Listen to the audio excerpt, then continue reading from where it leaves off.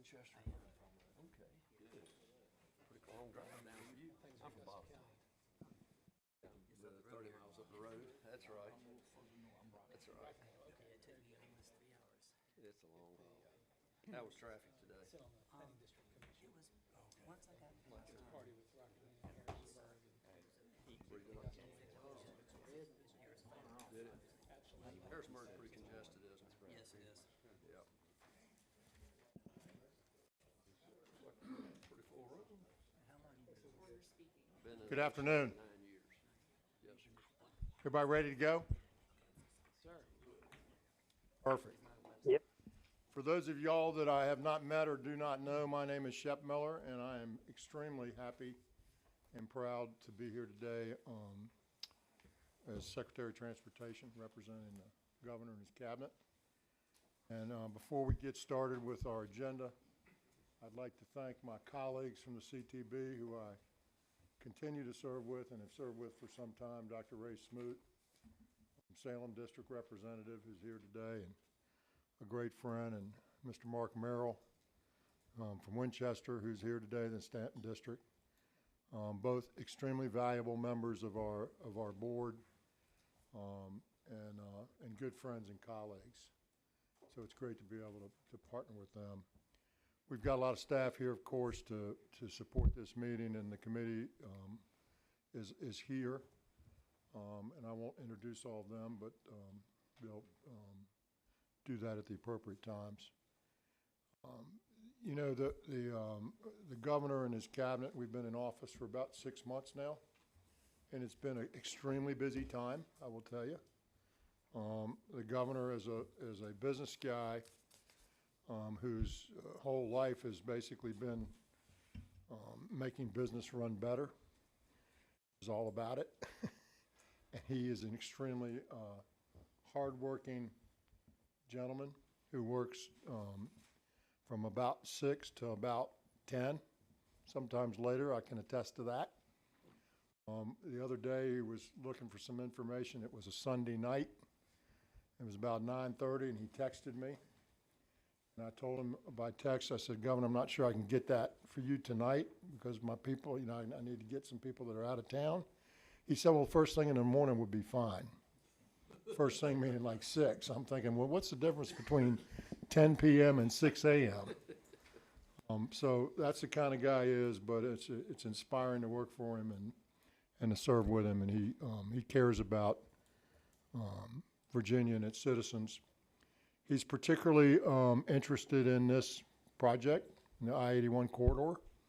He understands, as we all do, that it continues to need resources to be as viable as it needs to be. And so one of the things that he's asked me to do, and I was interested in anyway, is to work with my colleagues, the CTB and our staff members, Commissioner Britch and Director DeBrule, my secretariats, represented here by my Deputy Secretary, John Lawson, who's over here. John's a 30-year VDOT veteran who moved over to the Secretariat a few years back. Michael Sargent, another Assistant Secretary, is here today. And most importantly, I want you to stand up, Bond. Bond is a governor's fellow who's joined us in our office to help us during the summer. He's at University of Richmond. He's from Jacksonville, Florida, and it's a governor's fellow means a couple things. One, it means you're a good person. Two, it means you're doing well in school. And so we like having smart, good people around us, and we're glad to have Bond with us and glad we were able to bring him out. So without further ado, the first item on the agenda today is to elect our chair. So I'm going to call for nominations from the committee for that purpose. Secretary, Dr. Smoot. I would like to nominate Delegate Terry Austin. Those who have been at this for a while know that Terry once chaired this committee.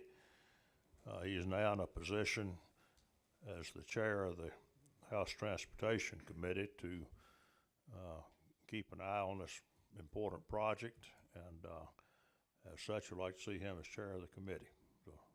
So moved. Sir. Second. Mr. Secretary. So we got a second from Delegate Wilt. Are there further nominations? All right, I'll rule that the nominations are closed, and we can do this by, we don't need a roll call because no one's on the phone today. Senator Pillion's on the phone. Senator Pillion, are you on the phone? Yeah, and I'm all for Terry Austin. Okay, great. He's in the house, so to speak. So we're going to do this by roll call as our protocol would require us to do. So let me call the roll, please. So we've got the nomination of Terry Austin as chairman, and I'll go down the list and ask for your vote. Delegate Ballard. Aye. Delegate Austin. Aye. Delegate Wilt. Aye. Delegate Wiley. Aye. Senator Edwards. Senator Deeds. Aye. Senator Pillion. Aye. Senator Pillion votes aye. Chairman Friedman. Aye. Chairman North. Aye. Chairman Johnson. Aye. Chairman Morris. Chairman Green. Aye. Dr. Smoot. Aye. Mr. Folks. Is Mr. Folks here? I haven't seen him here today. Could be here. And Mr. Merrill. Aye. Aye. So the ayes have it. Mr. Chairman, you're another chairman. I'll turn the gavel over to you, sir. Thank you, Mr. Secretary.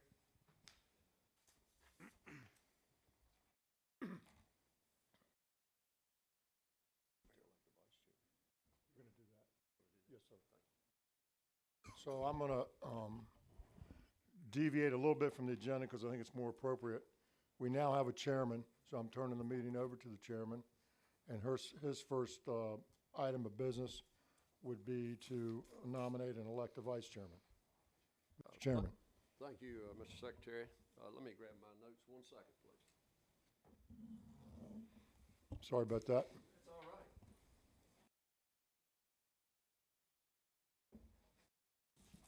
Time for a cookie break.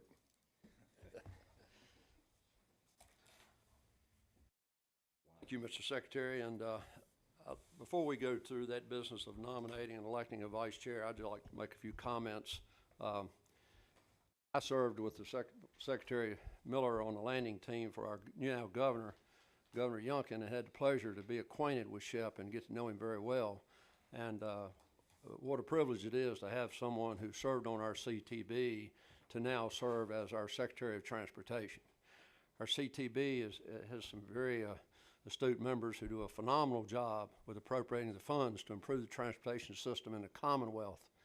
And it's nice to have somebody as a secretary who understands how that process all works. And so, Mr. Miller, Secretary Miller, I commend you on the efforts and work you've done to date for the Commonwealth. Thank you.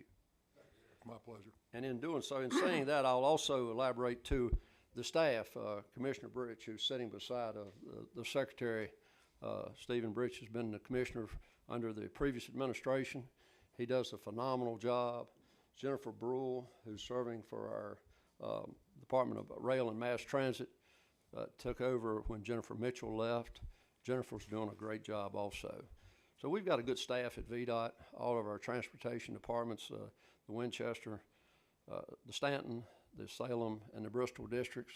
Ken King's here, and I don't recognize, I see some people from the Stanton district. There's Randy Kaiser sitting there. You ever see Randy? And I don't see anyone from Bristol. If you're here, I don't see anyone. Okay, yes, all right, thank you.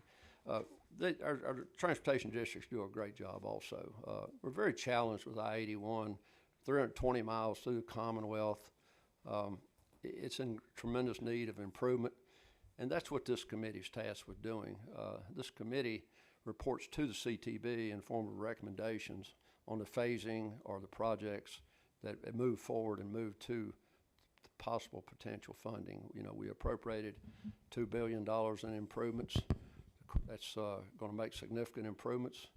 We've done that through safety enhancements and cameras, chevrons, traffic safety patrol, the TRIP program. There's been tremendous enhancements on the corridor.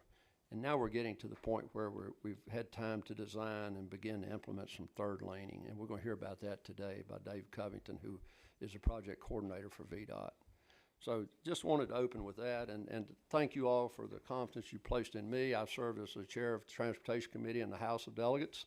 I've served on that committee for 9 years. Transportation is a passion of mine. But I also want to the real passion is I-81 corridor, seeing that we continue to improve and advance that. This funding will, the funding in place today will expire in 2034, thereabout. We've fulfilled all of our obligations. There will be a continuing stream of funding, but not to the magnitude that we have today. So we've got to look beyond that and posture and position ourselves to continue to make those improvements as we see necessary going forward. So thank you all for the privilege to serve as your chairman. And I think by legislation we're required to meet twice a year. And we will meet again, I would hope, prior to us returning to Richmond to be in session for the next session in January. So I will now open the floor for nominations for vice chair of the committee. Anyone like to make a nomination? Motion, Delegate Wilt. Delegate Wiley, is there a second for? Delegate Wiley nominate Delegate Wilt, is that correct? Correct. Second that motion, Mr. Chairman. Okay, there's a second. All in favor signify by saying aye. Aye. Oh, I'm sorry, we got a roll call, I apologize. Yep, yes, sir, if you would, please.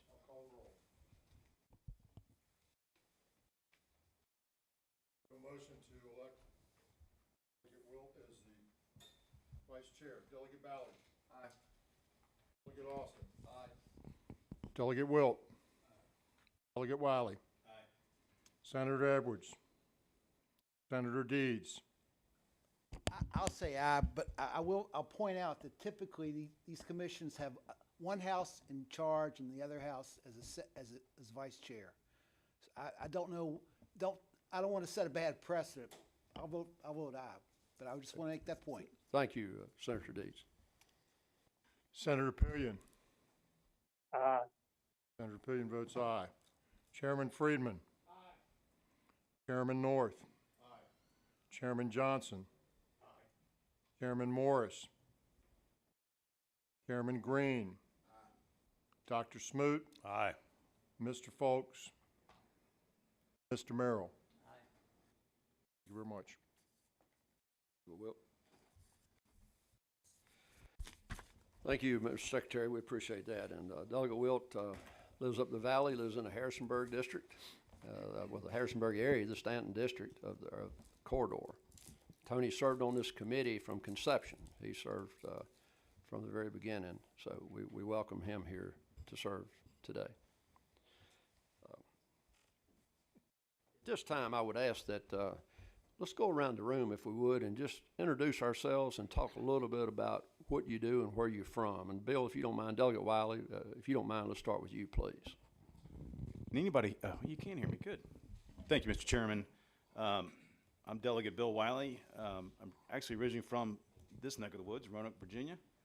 I hail from this area and came down here yesterday to be with some friends and some business folks I work with, and glad to be here. Certainly it's an honor to be serving in this committee. Went to school up in Northern Virginia, and over time ended up in Winchester, where my wife and I and 3 boys live. We've been there for almost 21 years, and I work in the construction industry. Travel 81, I know 81 just about every exit number, where it goes, and I've driven it so many times I could probably drive it. Maybe I shouldn't say that, but anyway, it's an honor to be here and hope to make good improvements on this stretch of highway. So thank you, Mr. Chairman. Good afternoon. My name is Jason Ballard. I represent the 12th House District, which encompasses all of Giles County, town of Blacksburg, city of Radford, and just a little bit of Pulaski County. My full-time job is I am a lawyer, and then my 2 part-time jobs, one is being in the House of Delegates, and then the other is an Army officer. I've served in the U.S. Army for the last 18 years. I've been in combat 4 times, and so it is truly an honor to represent my community and represent the Commonwealth of Virginia. It's quite an honor to be here. Thank you, Mr. Chairman. Hi, my name is Hill Johnson. I'm new to the committee. I'm from Christiansburg. I serve currently as the chairman for the New River Valley Regional Commission. I also am the chairman for Christiansburg Planning Commission. I've lived in Christiansburg for approximately 25 years, where we raised our family, and I am now retired and have no plans to move away from the New River Valley.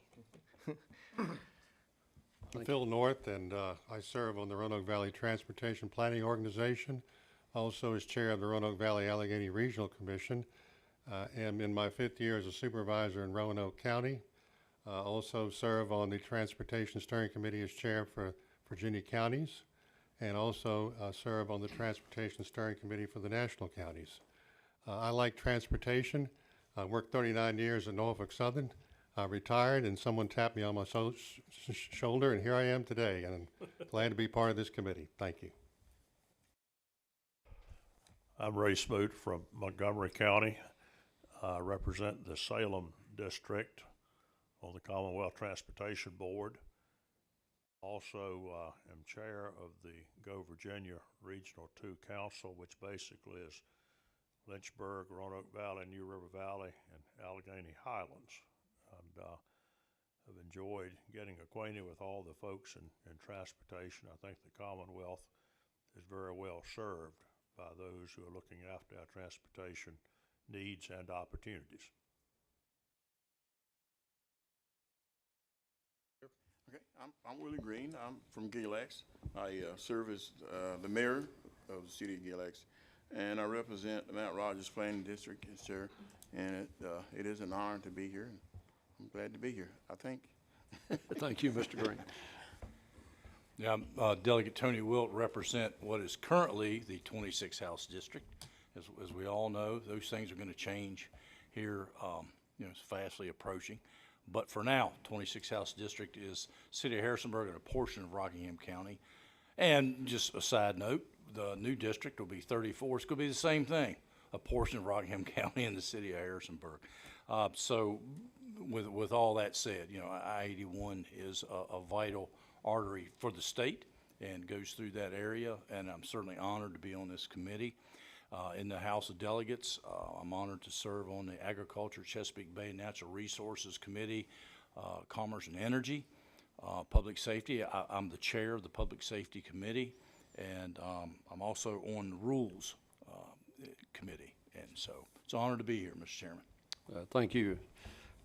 Senator Pillion, are you available to have a little brief introduction of your background? I am. Thank you, Mr. Chairman. Todd Pillion, I represent the 40th Senate District, which is Lee, Scott, Wise, Washington, Smith, with Senator Grayson Pillion, can and the you city. get a little closer to the mic, please? We can barely hear Sure, you here. of course. Okay, yeah. So Todd Pillion, I represent the 40th Senate District, which is Lee, Scott, Wise, Washington, Smith, with Grayson and the city of Bristol. Under the new lines, it'll be basically all of Southwest Virginia. But happy to be with you guys today. Unfortunately, I'm not there. We actually have a big casino opening, first in Virginia opening this afternoon, and lots of stuff going on with that. And I apologize for not being present. Thank you, Senator. I'm Delegate Terry Austin. I chair Transportation in the House, and I serve on the Appropriations Committee and Vice Chair there. I serve on Rules. I represent the 19th House District, which is Allegheny County, Botetourt, City of Covington, over into Bedford. My new district will go down into Rockbridge. I'll have Craig County. I'll no longer have Bedford County. I've served on the Transportation Committee for 9 years while I've served in the General Assembly. I'm a business owner. I've owned a business for 45 years. We do transportation-related work, airport work. So I have a passion for transportation, and I really appreciate the excitement that this committee has brought to transportation in the Valley of Virginia. I think it was time, it was necessary, the need was there and presented itself to improve that corridor, and that's what this commission takes to heart. So I thank all of you today. Secretary? Thank you, Mr. Chairman. As I told you, the name is Shep Miller. I grew up and continue to live in the city of Norfolk, right next to the Norfolk and Western, now Norfolk and Southern coal piers. So I'm well familiar with sort of the connection between between Roanoke and Norfolk with the railroad, and grew up as a big fan of the railroad. I went to the public schools in the city of Norfolk, went off to college in Hampton-Sydney, and then William & Mary, where I got my MBA. My dear bride, who we've been married for 38 years now, went to Hollins. So I spent a lot of time in this neck of the woods in the later 70s, and worked in the General Assembly. That was my first service to the Commonwealth in 1980 as an aide to the Senate. Took me 40-some years to get back, but here I am. And I retired about 5 years ago, Mr. North, so be careful. I retired about 5 years ago after selling up my business, which is defense contracting business and fiber optics. And was loving life at my farm in Middlesex County, and got 4 kids and 3 grandkids, and life was good. And now life's even better because I get to work with y'all and serve our citizens and our governor, and I'm just ecstatic to do so. It's really quite rewarding. So I grew up in Norfolk. I've been in Norfolk my whole life, and all of a sudden I'm living in Richmond, Phil, so be careful. Thank you. Commissioner? Mr. Chair, my name's Stephen Britch, the Commissioner of the Virginia Department of Transportation. I'm happy to say that I too live on the eastern part of the state, but cherish the days that I can come out to the western part of the state and view the scenery. Resident of Virginia Beach during the weekend, and then as Secretary Miller said, live in Richmond during the week. So graduate of Old Dominion University, just down the street from Secretary Miller, and as well as a graduate of the University of Virginia. I'm happy to say too that when we started in 2018, we started putting together a very targeted plan to be able to make the improvements to Interstate 81, and I think at that point in time, in 2018, there was no money attached, and then in 2019, the funding became available, and I thank the members of the General Assembly for that. But I think one very important part to say for today, this program is only 3 years old. July 1st, 2019 we implemented the Safety Service Patrol and did some other operational improvements. So what you see today with what Dave Covington, our director of the I-81 program delivery, is going to present today is only 3 years in the making. And I think this is we have a number of projects that are still in the development phase, but we have a number of projects that have been completed, and he'll shed a little bit of light on it. But 3 years to take for what we have done with zero engineering, zero environmental documents in hand, and I think we've made some very good improvements along the corridor in a very short period of time. We do have a lot more work to do, and I'm in agreement with that. But Dave will give a quick overview of where we are, and then we'll have the Chief Financial Officer also give an update on where we are on the funding side of this in the outer years as well, 2033 and beyond. Mr. Chair, Jennifer DeBrule, I'm the Director of the Virginia Department of Rail and Public Transportation. I have 29 years of service to the transportation community in the Commonwealth. I live in Hanover County. Like the 2 gentlemen to my left, I'm a native of Hampton Roads.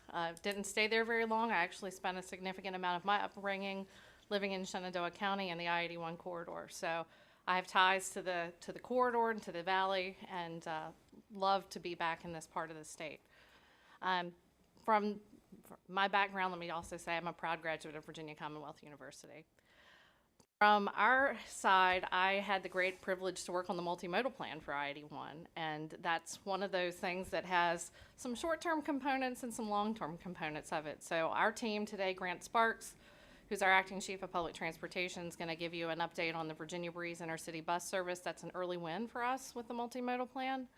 And then Mike McLaughlin, who's my colleague from the Virginia Passenger Rail Authority, is going to talk about the Western Rail Initiative and really exciting developments in that project as we get ready to welcome a second train to Roanoke on Monday. So big things happening in the intermodal space and the multimodal space, and I'm excited to be here. Good afternoon. My name is Frank Friedman. I was born in Blacksburg, Virginia, and moved to Lexington between 1st and 2nd grade, and that was home for my upbringing. I too went to the school that creates good men and good citizens of Hampden-Sydney, and have the distinct honor and privilege of being the mayor of Lexington, which provides me a seat on the Central Shenandoah Planning District Commission. Elated to, or in the PDC for Central Shenandoah covers a great deal of 81 from Lexington on the south to Rockingham County on the north and all between, including Stanton, Augusta, and Waynesboro. I'm excited to be a participant of this group and am one of the charter members of this committee. Excited for the opportunity to enhance the safety and productivity of our community and our valley in I-81. And I want to be sure to invite each and every one of you to stop by in Lexington, come see us and have a drink, a meal, and visit our charming downtown. My name is Mark Merrill. I'm a relative newcomer to the Commonwealth Transportation Board. I was appointed in November of 2020. I'm recently retired as President and CEO of Valley Health System, headquartered in Winchester, Virginia. We have 6 hospitals, 2 in West Virginia and 4 in Virginia. I'm originally from Charlotte, North Carolina. I'm a graduate of the University of North Carolina at Chapel Hill, both undergraduate and graduate degree. My 36 years in healthcare were primarily concentrated in Washington, D.C. at MedStar Health. I spent 15 years in Dallas, Texas at Presbyterian Hospital Dallas before moving to Virginia to take the position at Valley Health. Transportation is a critical component of infrastructure, economic development, but also healthcare. The chairman of the board of Valley Health, who was chairman when I was hired, had served on the Commonwealth Transportation Board, and I got an introduction to the complexities of transportation. I thought healthcare was pretty complicated. Transportation is giving healthcare a run for its money.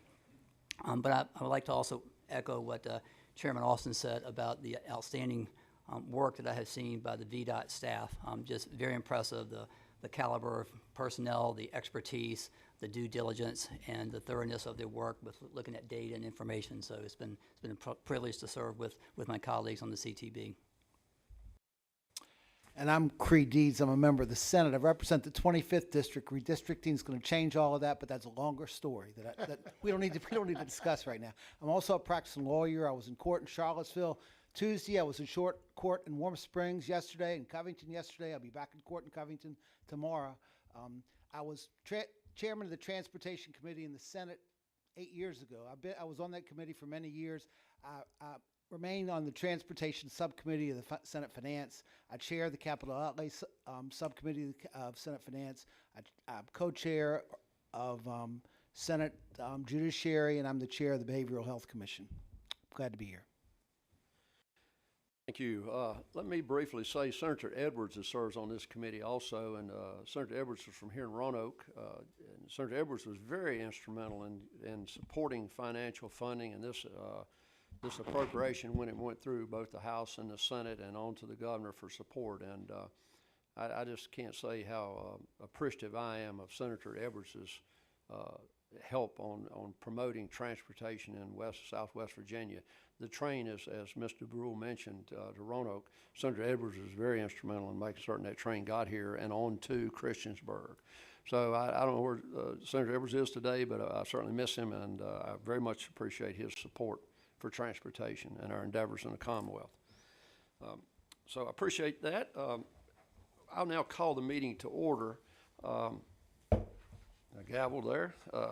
So before us today are the minutes for the meeting of April 21, 2021, and I would encourage anyone who was not present or not a member of this committee at that time. I will be abstaining from that. Our new members, I would encourage you to also do the same, to abstain. We were not present. We were not part of that meeting. I think that was a virtual meeting, if I'm not mistaken. So I hope everyone's had the privilege or opportunity to review the minutes. Are there any discussion or amendments or changes necessary to the minutes? And if not, I'll entertain a motion to approve the minutes. So moved. Second. So we have a motion and a second. All right. Everyone in favor of the minutes who should not be abstaining now vote to approve the minutes. Chairman, I think we still need a roll call. We do no roll call? I'll Okay. call the roll. All votes are roll call votes? I think so, sir. Okay. Because Senator Payne's on the phone, I think that's the protocol. Oh, that's true. Yeah, that's correct. Thank you, Secretary. Delegate Ballard. Abstain since I was not present at that meeting. Delegate Austin. Not present, abstaining. Delegate Wilt. Aye. Delegate Wiley. Not present, abstain. Senator Edwards. Senator Deeds. I don't think I was present either, so I ought to abstain. Senator Pillion. Chairman Friedman. Aye. Chairman North. And I wasn't present. Chairman Johnson. Not present. Abstain. Chairman Morris. Chairman Green. I think that was the only meeting I attended. And I'll say it. I'm not really sure. I do remember attending one meeting. I'm voting aye. Dr. Smoot? Aye. Mr. Folks is not here. Mr. Merrill? Aye. All right, Mr. Chairman. Okay, The ayes have it. so that I would assume the minutes are approved, so. Okay, having moved through that, we will now move to the I-81 corridor improvement status. Dave Covington, Director, I-81 Program Coordinator. Dave, welcome. Thank you, Secretary Miller, Mr. Chairman, Mr. Vice Chair, and members of the committee. I'm very glad to be here to provide an update on the I-81 program. I'm especially glad to be here now in person after having a couple of years of virtual presentations. So we'll get started. If you could advance to the next slide, please. Oh, clicker. Okay. I get to control that. That's great. Make sure I do it correctly. Okay. Just a quick review of the core of the I-81 program. And myself and the entire team that works on this program goes back to these three tenets of the program whenever we're making decisions. And it is quite simple, but very important. Enhancing safety, reducing congestion, and then providing additional opportunity for economic development.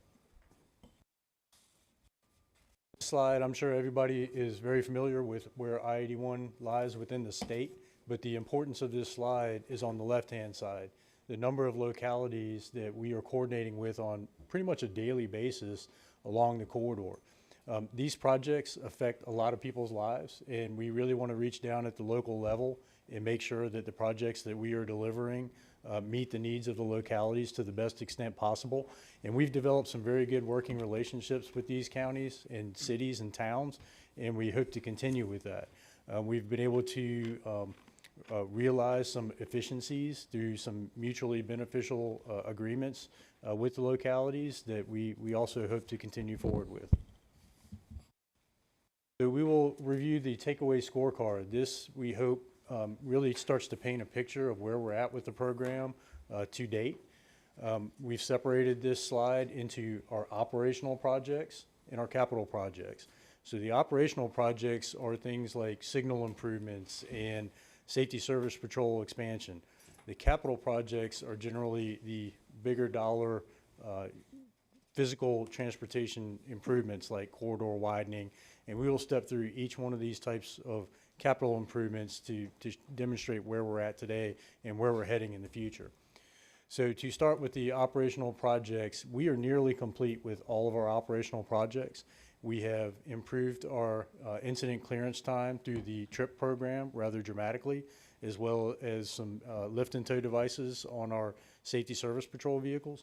We've expanded the safety service patrol with additional hours, additional routes, and additional personnel. We've installed 51 additional cameras along the corridor, and this really helps us identify and respond more quickly to incidents on the interstate because our traffic operations centers can quickly view these cameras and deploy resources when necessary, which helps to drive down that clearance time as well. We have installed 30 additional digital message signs along the corridor, and these allow us to communicate with drivers on the interstate in real time, but possibly more importantly, it allows us to communicate with folks who are looking to get on the interstate, and we can alert them that there is an incident on the interstate so they can take an alternate route and not add to that queue that is building up because of an incident. The arterial upgrades are unique. All along the corridor, we do not have the most reliable parallel roadway network to I-81. So what we need to do is enhance the efficiency of those parallel routes as much as we possibly can.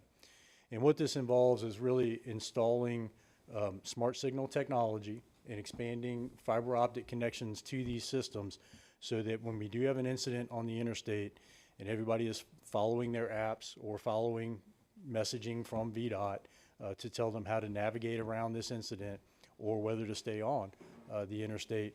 But we are able to very quickly adjust signal timing to give priority to that route so that through these small towns where we have significant issues when we have incidents on the interstate, we're able to much more quickly push that traffic through the town instead of basically creating a multi-hour jam in a small town that ordinarily does not see this type of traffic. So we are currently underway. We have VDOT signal systems along some of these routes that are already have been upgraded or are being upgraded now. And then we have locality-owned signals. So these are signals that are owned by towns and cities. Many of these are not upgraded to smart signal technology, and that requires us executing a memorandum of agreement with these localities so that we can determine who's responsible for long-term maintenance and things like that, and daily operation. So we have been executing those memorandums of agreement. We're getting close to finalizing that, and then we will begin putting those projects out to bid for construction. So VDOT system predominantly done. Locality system will be starting here in the very near future. Moving on to the capital projects. We have completed 23 projects to date. And I know that a lot of people who drive the corridor maybe don't understand this because you're not seeing major significant construction. But our low-hanging fruit was the interchange entrances and exits. These were projects that we could put out to bid quickly, required relatively little engineering. Some of them don't require right-of-way acquisition, which is a timely process, and had minimal impacts to the environment. So we were able to prioritize those projects, put them out to bid, and complete quite a few of those projects. Active construction projects, we currently have 15 projects that are under construction right now. 8 of those projects are scheduled to be completed this year.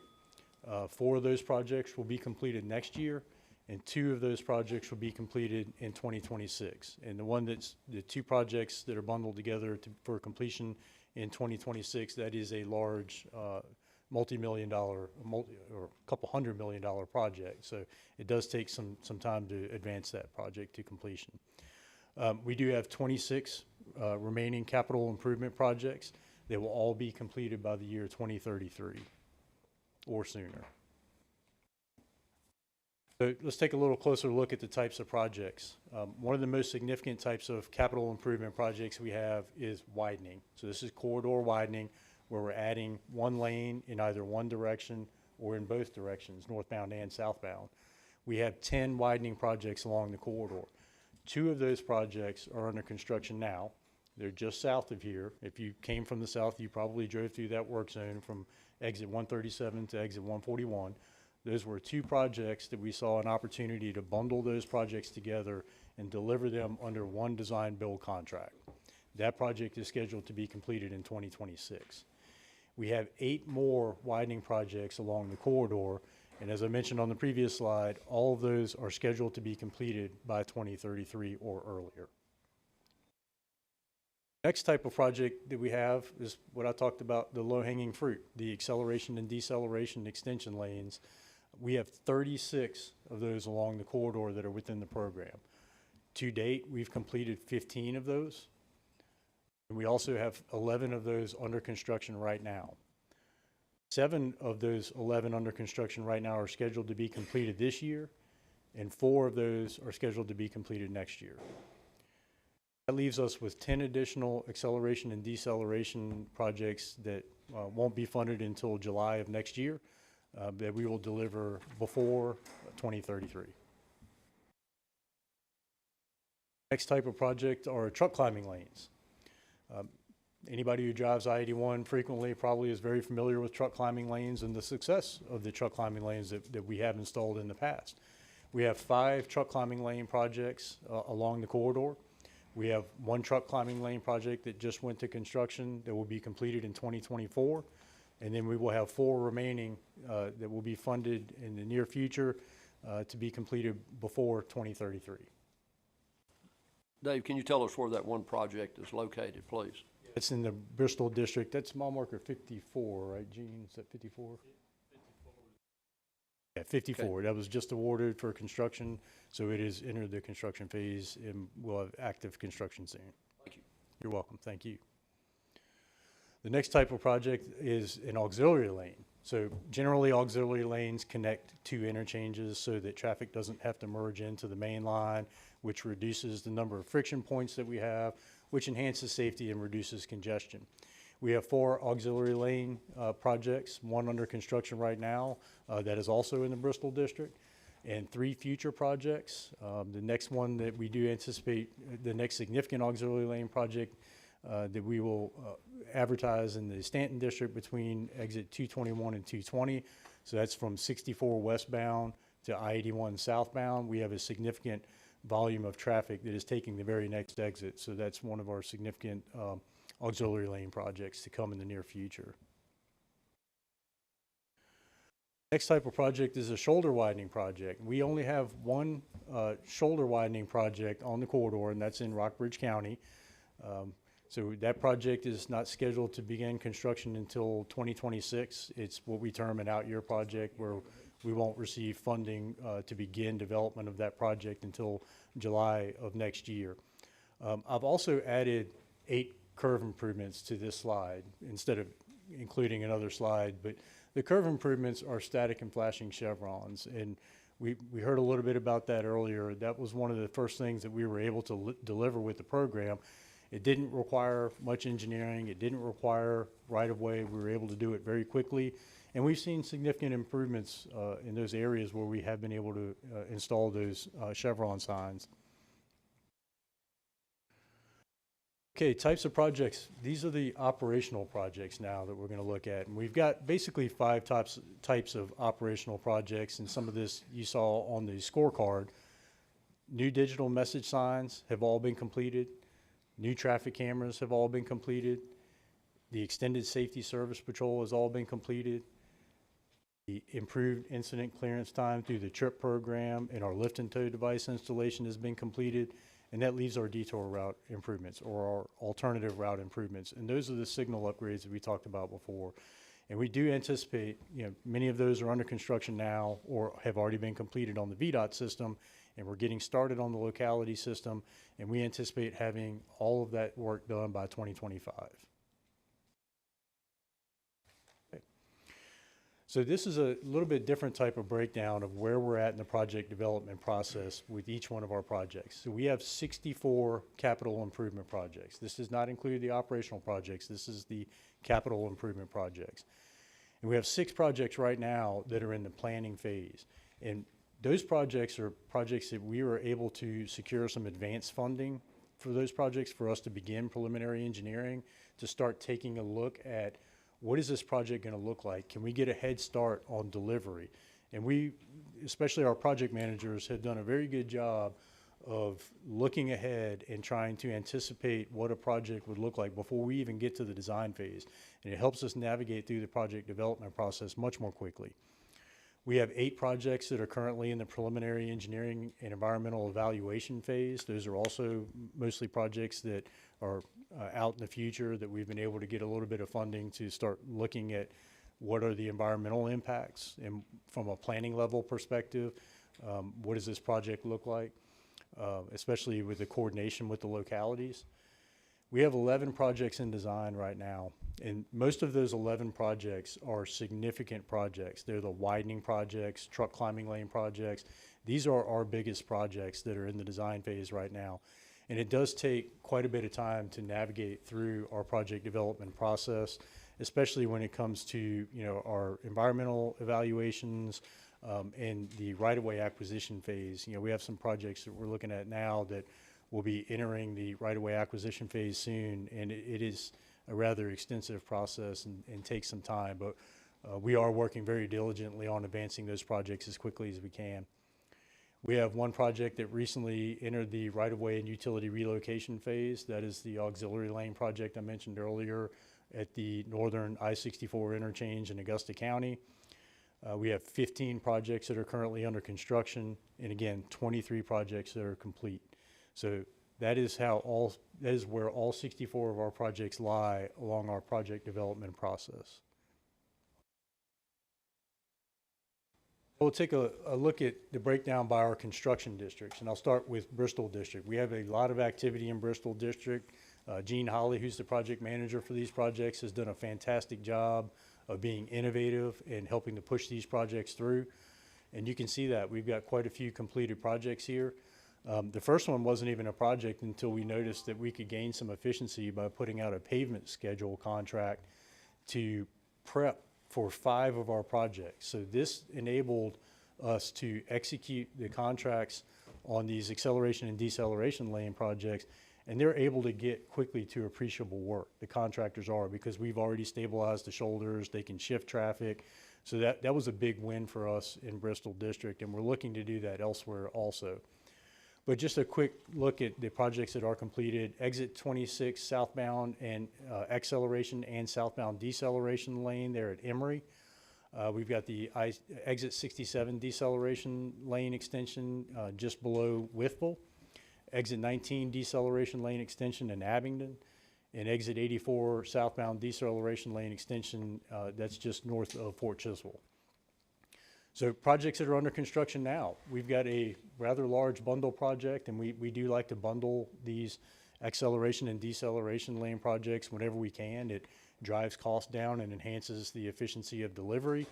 So we have a project now that bundles exit 39 northbound deceleration, exit 47 southbound acceleration, exit 39 southbound deceleration, and the exit 43 southbound acceleration under construction. So 4 projects bundled under one contract with one builder.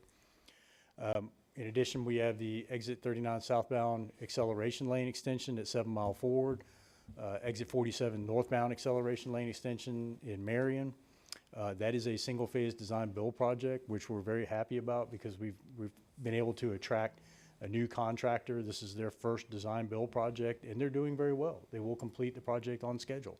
So we're also trying to build the industry where we can. Exit 17 southbound acceleration lane extension in Abingdon. We bundled that with a smart scale project. Exit 39 northbound entrance ramp. That's for the that's a truck climbing lane. That's, exit 39 northbound extension ramp to mile marker 40.6. And the exit 54 southbound auxiliary lane. So before, I apologize, that truck climbing lane was at exit 39. The auxiliary lane was at exit 54, Mr. Chairman. Then a quick look at upcoming projects. Exit 72 northbound extension, and you're probably thinking exit 72, that's on I-77, and exit 41 to I-81 southbound. So we're looking at bundling these two projects together. These projects we are advancing ahead of schedule, bundling them as a single design build project, and we do expect that the RFQ, or request for qualifications, I apologize, will go out next year. So we will begin that process to expedite those two projects. Moving north to the Salem District. We have one project that's completed in Salem District, but there's a good reason for that. Salem District has far fewer projects, but much larger projects. So we were able to complete the exit 89 northbound acceleration lane extension in Pulaski rather quickly. But we are in heavy design phase here in Salem District. Projects that are currently under construction, exit 137 to exit 141 widening northbound and southbound. This is a design build project. And very early on in the development of the program, we decided to expedite this project. It is an important project just outside of the downtown Roanoke area in Salem. And we were able to move to a design build contract rather quickly. They are under construction now. And as I mentioned previously, that project is scheduled to be completed in 2026. But this is one of our front runners. This is one that, we're going to get everything right and make sure that the public is on board with the delivery, the way that we're delivering these projects. We also have two projects that are bundled together at the Troutville Rest area. So if you came from the north today at mile marker 158, you drove past the Troutville Rest area. That is under construction now, extending both the entrance and exit. But also importantly, we are able to add about 12 additional truck parking spaces at the rest area, because truck parking is an issue along the entire corridor, not just in Virginia. That project is scheduled to be completed this October, and so far they are on schedule to complete that. We do have some big exciting projects coming up in the Salem District. Mile marker 116 to exit 128. So this is northbound Christiansburg Mountain as a widening to 3 lanes.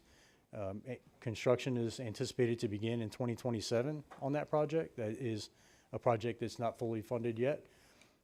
We have exit 128 to exit 137 widening, again northbound. So this would pick up where that Christiansburg Mountain project stops and carry it up to where the design build project that we are constructing now So at the completion of all of those projects, we will have 3 lanes northbound all the way from Christiansburg to Roanoke. That project is now funded. And then exit 143 to exit 150, so this is from I-581 north to Troutville, widening to 3 lanes in both directions, is one of our largest and quite honestly one of our most complex projects. So we are diligently working through the design phase of that project. We do anticipate that it could go to construction in 2026. Moving further north to the Stanton district, we have quite a few completed projects. Again, all of them, all of the capital projects are acceleration and deceleration lane extensions. Exit 302 northbound acceleration, 302 southbound deceleration, exit 283 southbound acceleration, exit 269 northbound deceleration lane extension, exit 279 southbound acceleration, exit 291 northbound acceleration, exit 296 southbound acceleration, and exit 304 northbound acceleration. So most of these projects were up in the Shenandoah and Frederick County area, but really important to gain this efficiency at our interchanges along that area where we were seeing significant increases in crashes and congestion. We do have 2 projects that are under construction right now. We bundled these 2 projects not only with each other, but also with a smart scale project right there at Rafine, and that is at exit 205. That is scheduled to be completed this October. Excuse me. Upcoming projects, you can see we have quite a few in the Stanton district. Exit 221 to 220, that is the auxiliary lane that I referenced before, southbound. Construction is expected to begin late next year. Exit 221 to 225, we are expediting this project by transitioning it to a design build project, which we just put out the request for qualification, so we have started that process, and we do expect construction to begin in the spring or possibly summer of next year. Pierce Cave northbound and southbound truck climbing lanes, anticipate construction to begin in the spring of 2025. Exit 242 to 248 northbound and southbound. So this is through the Harrisonburg area. This is almost on par with the project that I talked about in Salem district from 581 to Troutville. A very large complex project in an urban area. Partnering with the city and James Madison University has been extremely helpful. And we expect that we will continue that partnership through the execution of this project, which will begin construction in the summer of 2025. Exit 299 to 296 southbound. So this is just south of the I-66 interchange with I-81. That construction is expected to begin late in 2024. And exit 313 to 317 northbound and southbound widening. Another very large, very complex project widening through Winchester, another urban area where we have a lot of coordination to do. That project we anticipate going to construction in 2027. We've not yet been able to fund the project to begin design, but we have made a significant planning effort to understand the scope of that project much better, so that will save us anywhere from 6 months to a year when we do get to the design phase. Closer look at the operational project status. As I mentioned before, completed projects, the curve improvements, the static and flashing chevrons, the safety service patrol enhancement, lift and tow device installations on some of our safety service patrol vehicles. The towing and recovery incentive program has really helped to drive down our clearance times. The 51 additional traffic cameras has helped our traffic operations centers in response time. And our digital message signs have been able to help us to communicate much more closely with drivers in real time than we have been able to before. And then 3 minor arterial intersection improvements in Rockbridge County that we were able to complete last year. So all of that, the vast majority of the operational projects that were originally planned, there may be more in the future, those are complete. The big push now is getting to these arterial improvements on the locality system and getting those done. I mean, we have on the order of, I think it's more than 200 signals that we're upgrading along our arterial routes that parallel I-81. So significant process on the operational projects as well. Yeah, I'd like to talk a little bit about project advancement. you know, from day one, our goal has been to deliver this program as quickly as we possibly can. And I think we've got some things that we can demonstrate how we're doing that. Obviously, the design build projects that I went over, that was an effort to expedite construction. We certainly will have more design build projects in the future. But looking at funding, and this is where we're very appreciative of the work that VDOT CFO has been able to do, as well as the funding that is granted by the General Assembly. Very appreciative of this work. But in Bristol District, with regard to funding advancement, and we have all projects that are currently in the program in Bristol District funded now, but we've added the Exit 81 southbound deceleration lane extension. We've been able to advance that project. That's a $15.5 million project. The auxiliary lane at from exit 73 to exit 72 in the southbound direction, $21 million project. Exit 72 northbound deceleration lane extension, that's almost a $38 million project that we've been able to advance. And the auxiliary lane from I-77 southbound to I-81 southbound, about a $35 million project that we've been able to advance more quickly with the additional funding. And exit 45 northbound extension of the deceleration lane, almost a $25 million project. So this is a significant amount of money that we've been able to allocate to these projects to advance them into the design phase and ultimately into the construction phase. With regard to Salem District, and again, remember, Salem has far fewer projects, but much larger projects. The exit 128 to exit 137 northbound widening project is now fully funded. It was not anticipated to be funded until July of next year. That is a $265 million project. So that is a significant advancement in funding, which allows us to begin the project development process at probably about 12 to 18 months earlier than we otherwise would be able to do. Looking at Stanton District, we've not been able to fund any projects in advance yet, but as I mentioned before, with the design build project, the shift from what is a design bid build, our traditional process, to design build of the widening through the Stanton area, we will accelerate that project by 12 to 18 months.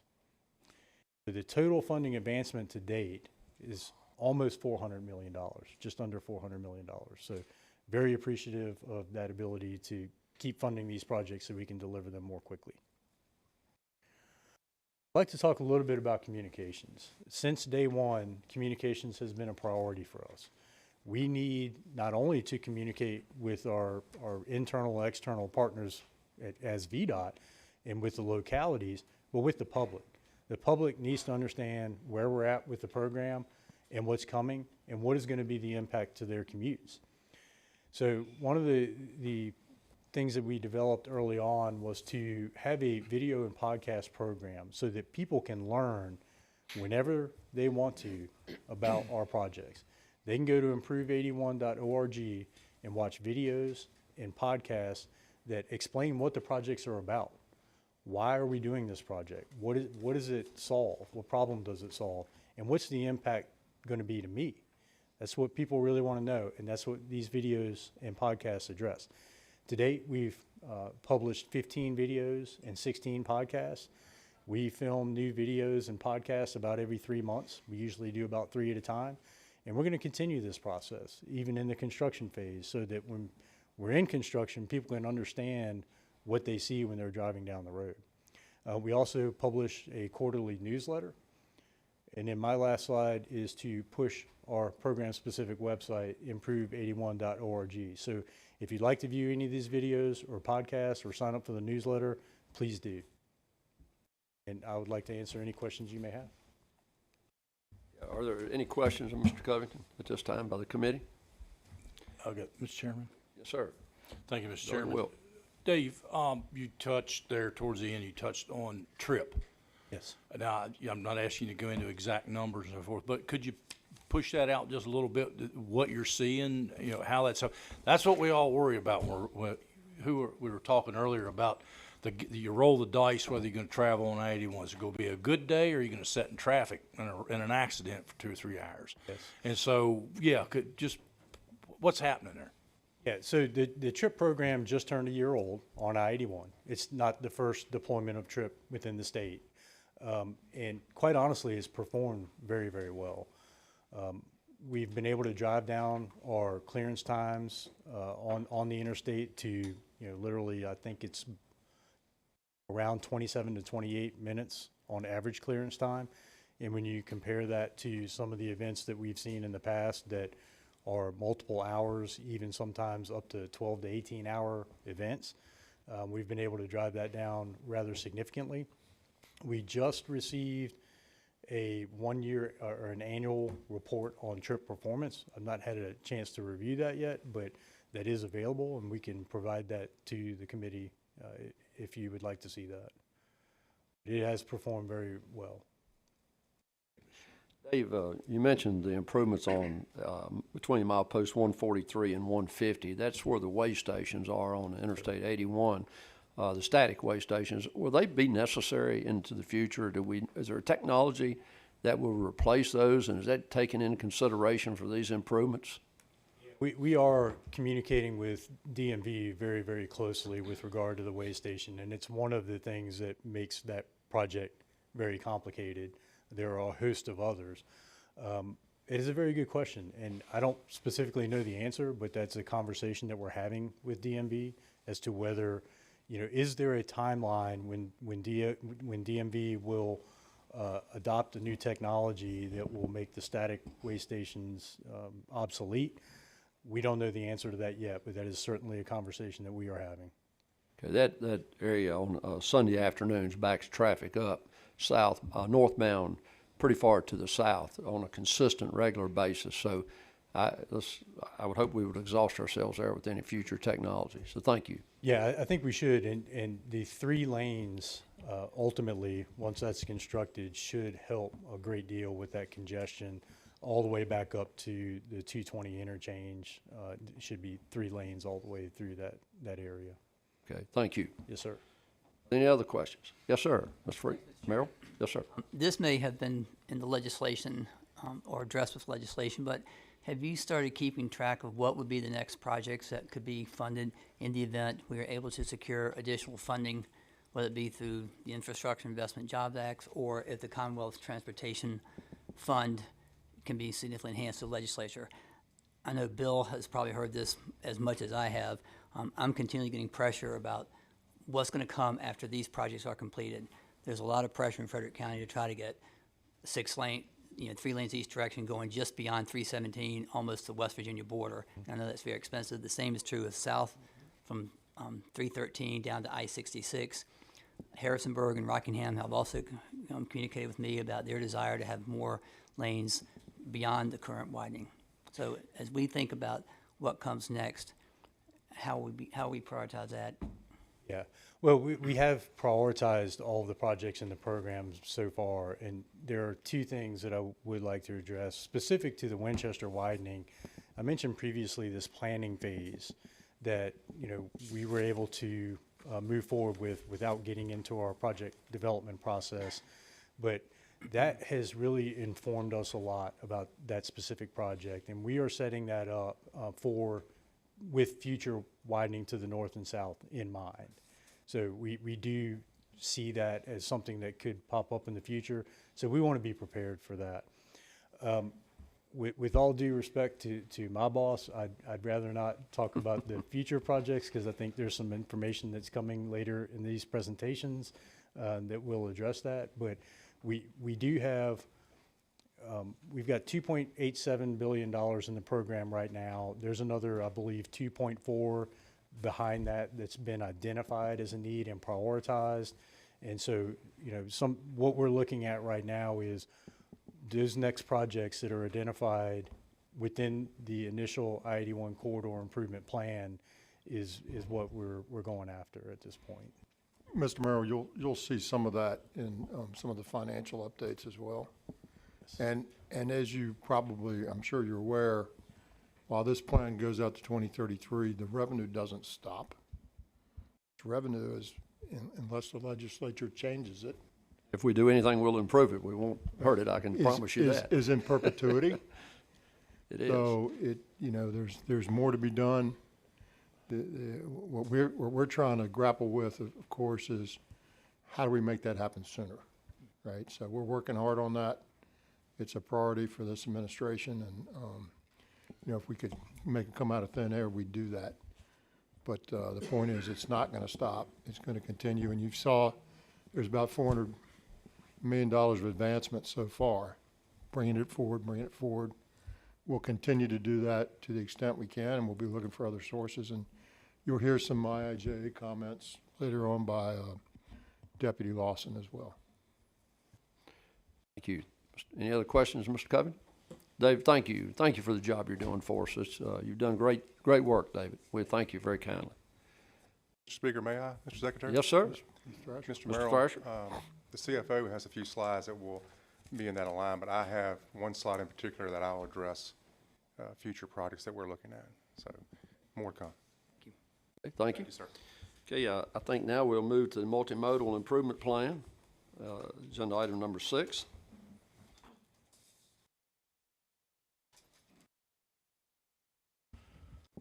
Right, good afternoon. My name is Grant Sparks. I'm the Acting Chief of Public Transportation for the Virginia Department of Rail and Public Transportation. And I will be kicking off the multimodal portion of the agenda today. As you may recall, the I-81 multimodal improvement plan included some funding for the Virginia Breeze, which is the Commonwealth's intercity bus program. In this presentation, I'll provide an overview of those improvements that we've made and provide you with an update on how that system is performing today. I'll start with just a quick overview of the Virginia Breeze service. As I mentioned, the Virginia Breeze is the state-sponsored intercity bus service. It runs 7 days a week, 365 days per year. Collectively, the four routes that, the four Virginia Breeze routes run throughout the Commonwealth. They are on the screen right here. The first is the Valley Flyer, which connects Blacksburg to Washington, D.C. via the I-81 corridor. We also have the Capitol Connector, which connects Martinsville, Richmond, and Washington, D.C. The Piedmont Express connects Danville to Washington, D.C., and then the Highlands Rhythm, which is our most recent route, and the I-81 funds help launch this service, connects Bristol to Washington, D.C. via I-81. Ticket prices range from $21 to $60. We do a distance-based fare structure. So the further the distance, the higher the cost, but it does max out at $60. So this slide shows a brief timeline of the Virginia Breeze service along the I-81 corridor. Back in September 2013, DRPT conducted the first statewide intercity bus study to identify high-level needs across the Commonwealth. That study did identify the needs on the I-81 corridor as being the top priority. So it did take us a few years to plan and procure the service along I-81. In December of 2017, we launched the first Virginia Breeze route, which is now called the Valley Flyer. And again, it connects Blacksburg to Washington, D.C. via I-81. In March of 2020, we conducted another study, this one looking specifically at the I-81 corridor and looking for expansion opportunities and any unmet needs along the corridor, specifically looking at connecting Bristol to Washington, D.C. And then in November of 2021, we launched that fourth Virginia Breeze route. As I mentioned, it's the Highlands Rhythm. So here's a look, sorry for the colors of the map, but this is a look at the Highlands Rhythm service. So we have one bus that runs in each direction on a daily basis. Northbound, starting in Bristol, it departs at 11 a.m. and arrives in Washington, D.C. just before 7 p.m. And we also have a bus that leaves southbound, starting in Washington, D.C. at 12:50. And it arrives in Bristol at 8:30. To give you an idea of the travel time compared to a personal car, roughly it takes about 6.5 hours to get from Bristol to Washington, D.C. based on the time of day that you leave. So it does take a little bit longer to use the Virginia Breeze service, roughly an hour and a half longer, but the Virginia Breeze does offer Wi-Fi on board, and we think it's a pretty good service and it's reliable. In terms of the top performing stops for this particular route, Harrisonburg is the #1 performer, followed by Dulles Airport, Washington, D.C., West Falls Church, and Radford. Switching over to the Valley Flyer service, like the Highlands Rhythm, we have one bus going daily in each direction. The northbound bus leaves at 8 a.m. from Blacksburg and arrives in Washington, D.C. Just after 2 p.m. And the southbound bus departs Washington, D.C. at 9:35 a.m. and arrives in Blacksburg at 3:40. Top performing stops along this route, Blacksburg is the #1 stop for this one, followed by Dulles, Harrisonburg, Washington, D.C., and West Falls Church. So switching gears a little bit to performance of these routes, we're pleased to share that ridership along the corridor has exceeded pre-pandemic levels. These graphs on the screen show Virginia Breeze ridership between November and May. The left graph being the pre-pandemic figures and the right being the post-pandemic figures, or today's ridership levels. And then the light blue is the Highlands Rhythm service, and the dark blue is the Valley Flyer service. So as you can see, we are trending in the right direction with ridership. Just a few more data points for this service. The FY22 on-time performance for these routes, and it's calculated at the stop level, is 85%. So 85% of stops depart at, or buses depart from stops on time. For a long haul route, sometimes through congestion, we think that that's a pretty impressive figure. Additionally, the FY22 farebox recovery rate. Farebox recovery is the percentage of costs covered by passenger fares. For these two routes, it is 52%. When you look at our peers in other states and their intercity bus service, that's typically somewhere between 20 and 30%. So 52% is a pretty good number for us. Earlier this calendar year, we hit a milestone providing over 100,000 rides on these routes since the inception of the service, and now we're just over 110,000 rides since the service started. These last couple bullets here are kind of interesting. So we do pre-booked tickets. So in order to ride the Virginia Breeze, you have to book your ticket in advance. That allows us the flexibility to add buses if the demand is necessary. So back in December, on December 1st of 2019, we saw that there were a lot of ticket requests coming in, and we were actually able to add 12 additional vehicles to that Valley Flyer service to address the demand. So that was 12 additional vehicles in one single day, which we thought was pretty interesting. So, so here's a snapshot of the funding that was approved for this service as part of the I-81 Multimodal Improvement Plan. Starting with capital, $100,000 was allocated to bus stop improvements for the Virginia Breeze along the corridor. We have not yet implemented these improvements. We were waiting for ridership levels to even out after the launch of the Highlands Rhythm service. So sometime in the near future, we will be implementing these stop improvements once the ridership levels start to level out. And then for operations and maintenance, $243,000 was programmed for that, and that's done on an annual basis for 3 years per CTB policy. One note about the $243,000, that does not include costs such as farebox revenue or federal revenue, which also goes into paying for this service. So that leads me to my last slide here, which is a snapshot of our annual budget for both routes along the corridor. As you can see on that first row, $243,000 from that I-81 plan accounts for roughly 10% of the cost to run this service. The federal funding on the second row, which includes CARES stimulus funding and FTA 5311F funding, makes up roughly 38% of the revenues to provide this service. and then 52% of the costs are recovered by farebox revenues from passengers. So that concludes my presentation, but I would be happy to answer any questions that you have.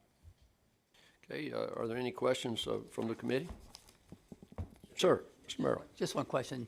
Are you tracking how many vehicle miles traveled are going to be reduced by people taking these buses instead of taking cars, and the impact on greenhouse gas emissions? I think we could calculate that. I think we have the stop level data to do that. We haven't received that request. So that might be helpful as we're applying for federal funds if we can show that we are reducing vehicle miles traveled. Yeah, we can definitely do that. Thank you. Thank you, Mr. Merrill. Mr. Chairman. Sir. Grant, you shared that on December 1, that 12 additional buses were added to address the peak loads. I assume that while that was probably the high water mark, that this occurs off and on every month at different times. Correct. Not at that level. No, not at that level. That was a special day for us. But every single month, we have to add additional buses on certain days. Typically, they align with holidays such as spring break for the universities, Thanksgiving. Those are kind of our busy times, and so students really enjoy this service. And whenever the student population rides, we always tend to have to add buses to the fleet. Mr. Sparks, you said that you had to book in advance. If someone shows up at the bus stop and wants to board and can pay, do we allow that privilege or not? I think we typically try to accommodate them. If the bus is totally full and there's not another bus on hand, I don't think we're able to. But I think we try to accommodate as best as we can. Thank you. Yes. Any other questions? Okay, we thank you very kindly for your presentation.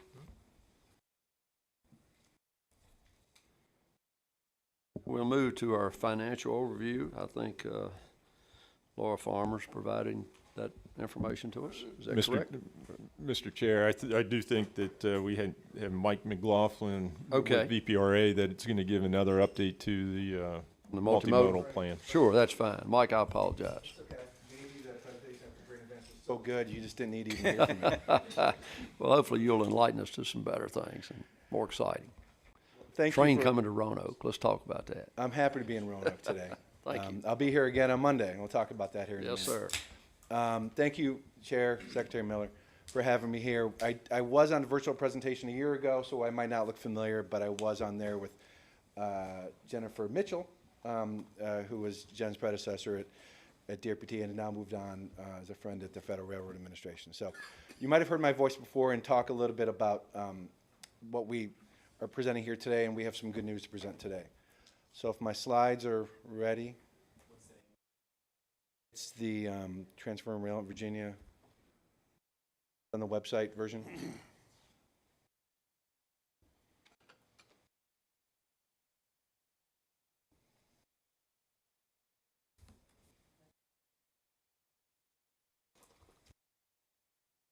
There we go. Thank you. Next slide. I do this all the time. You're in control, Mike. I'm in control. I be dangerous.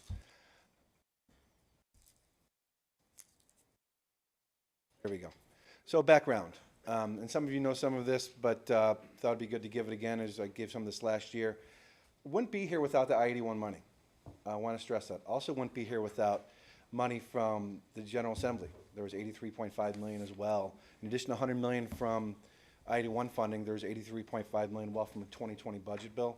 So thank you, General Assembly members, that went into over a $300 million program of projects and initiative with Norfolk Southern, which I'm going to talk about a little bit here.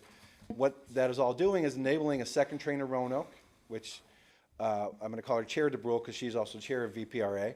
And I should have started out by saying VPRA was created by General Assembly a couple years ago, and 3 of us started a year ago, and now we're up to 30 plus employees. So again, a second Roanoke train extension to New River Valley will come in 2026. Roanoke train's coming on Monday. Why are we doing this? Because the Roanoke route has been one of the best routes not only in Virginia, but in the country. 220,000 passengers on the Roanoke route in 2019, which is a record year.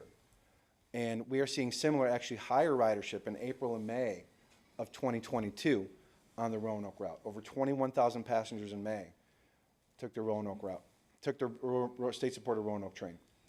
We are forecasting an estimated 80,000 net new rides on the whole route once we extend to the New River Valley in 2026. So this is all showing you the current rides and the forecast in the future that if you build it, they will come. We just finished our agreements with Norfolk Southern last week. We finished the legal agreements back in January, and we finished the purchase of the Virginian line, 28 miles from Salem to New River Valley, last week. And again, we couldn't have done all this without the I-81 money and the money from the General Assembly. And what you see here in the map are the stops. Those are the stops on the Roanoke route. So what are we doing with the money, the I-81 money and other funds? We have to build improvements. As part of our agreement with Norfolk Southern, we don't want to have too much congestion on the line, so we're building some improvements to ensure that we don't just put a train out there and it's caught in traffic. So one of the improvements starting from north to south is just south of Manassas. There's a 7-mile gap where there's only a single track.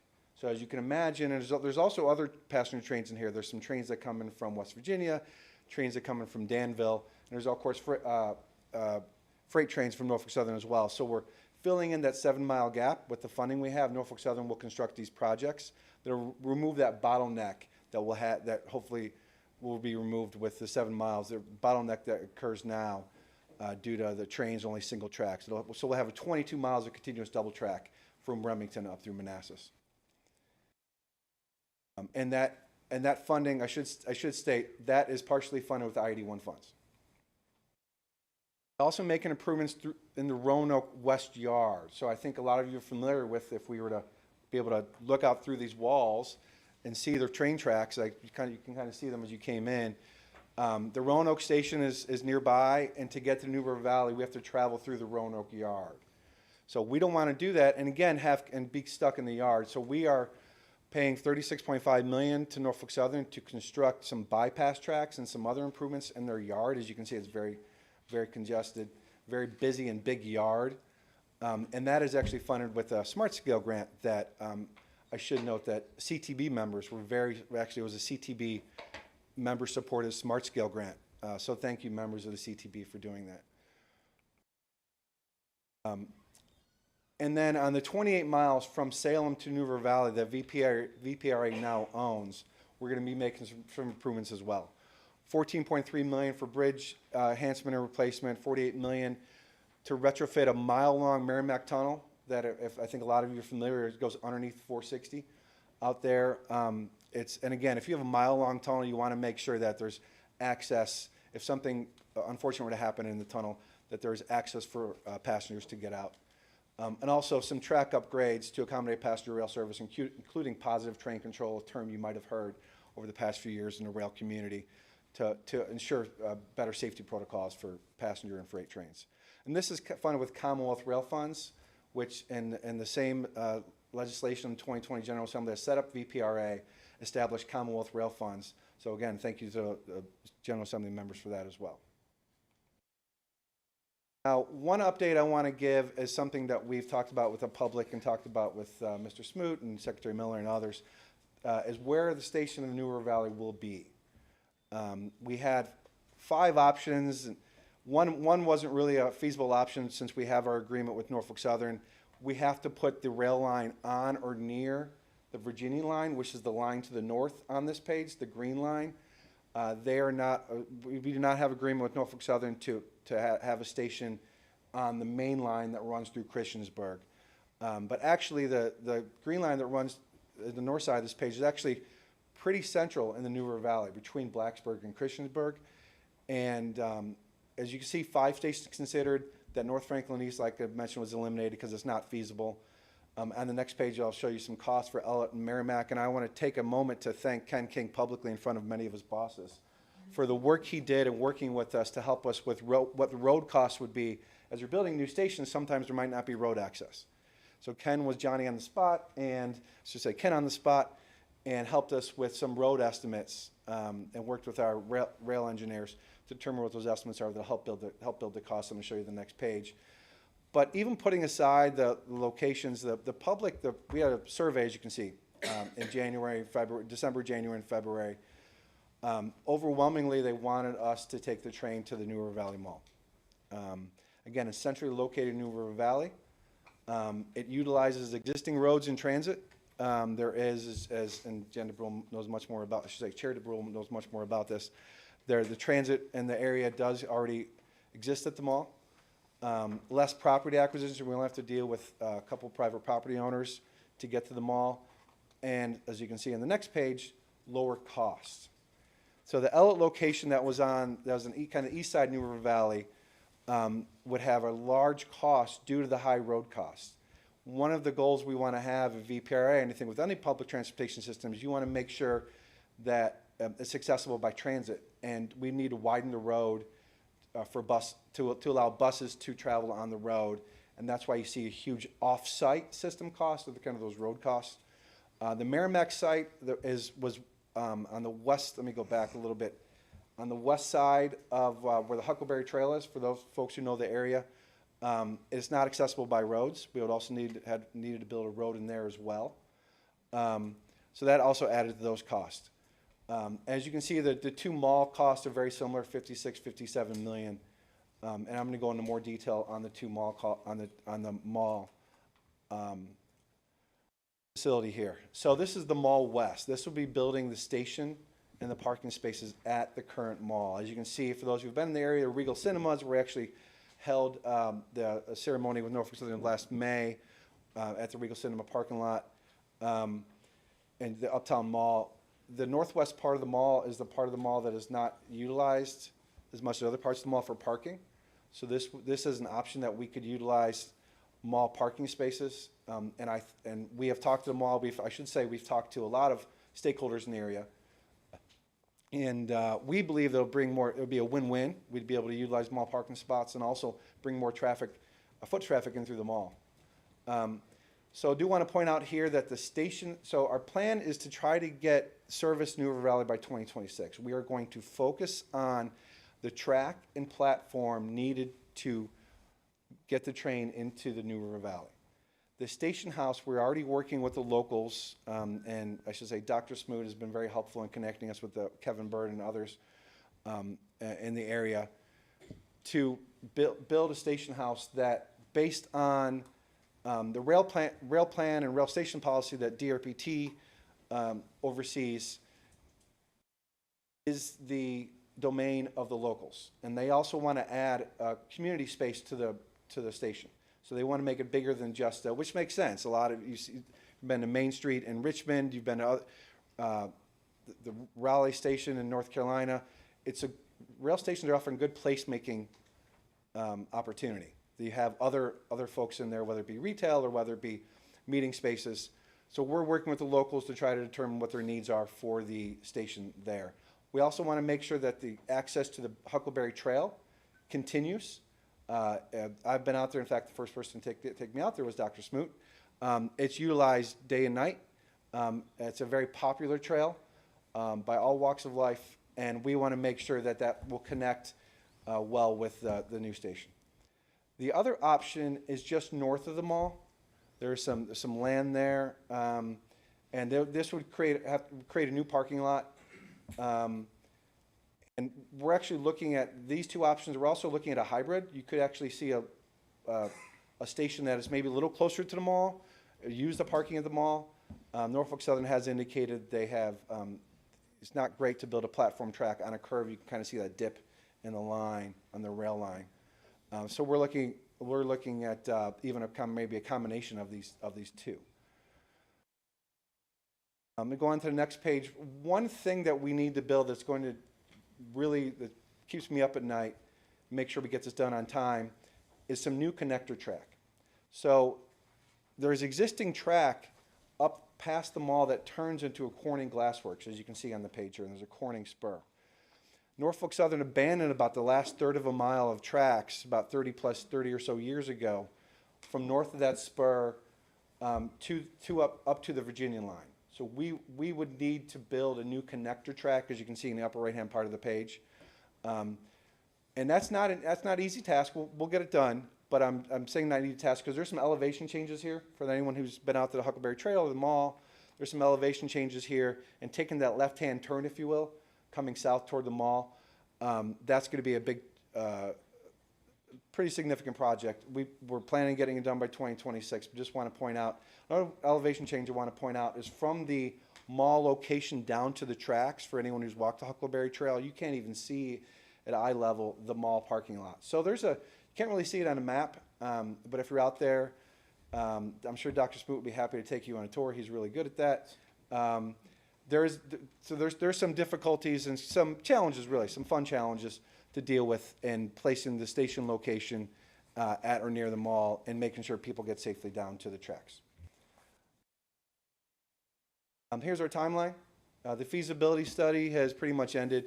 The environmental engineering is starting now. We are working on a task order for the engineering. Environmental has been ongoing. And we do plan to have the station open in the platform and the platform track open in 2026. The timeline for the station building is to be determined. Like I said, we have to work with the locals to determine what the needs are for the station. And getting back to what I started with and what my chair DeBrule started with, the new train for Roanoke is coming on Monday. We are having a flip of the times, if you will.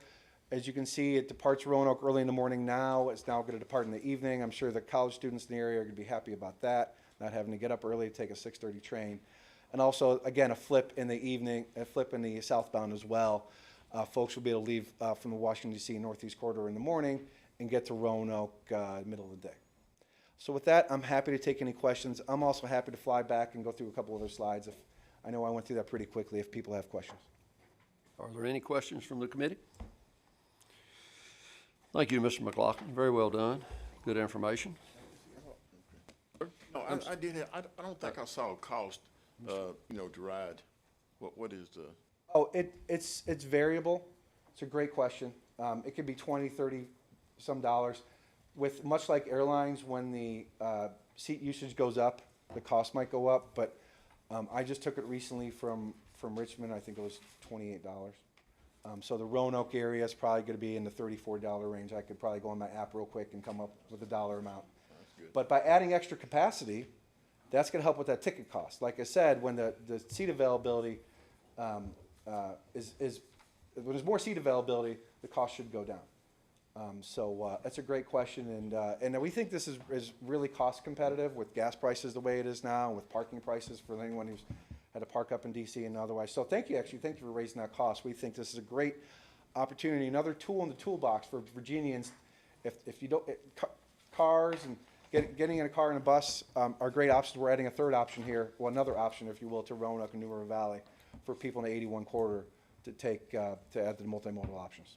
Well, Mr. McLaughlin, if I may, because we have acquired the Virginian line, does that mean Amtrak will be the only train on that line, or did Norfolk and Southern retain the right to use that rail line? That's a great question. So we filed with the U.S. Surface Transportation Board a state of Maine transaction. What does that mean? The state might own the underlying tracks and land, but Norfolk Southern is the operator of record. We did the same thing with CSX on the D.C. to Richmond corridor. So Norfolk Southern will continue to run trains on that. Now, they will pay us a fee. So since we're the owner, they will pay us a fee, and there's a fee in our agreement. They're guaranteeing us a certain amount of money, a certain amount of carloads for a few years, and then and even after that, we'll continue. When they run over us, they will continue to pay us. They often run their northbound trains downhill on that, and like I said, they have the other line to the south, the main. So they coordinate the traffic there, if you will. They're really intercoordinated, the Norfolk Southern main line in the Christiansburg area and the Merrimack line, if you will, the Virginia line and through the Merrimack area.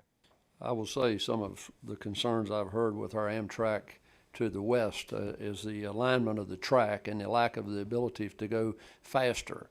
So now that we have acquired the Virginia line, over time, can we improve the alignment and help, I guess there's a right-of-way there that it's on, and we would have to venture outside of the right-of-way to do realignments.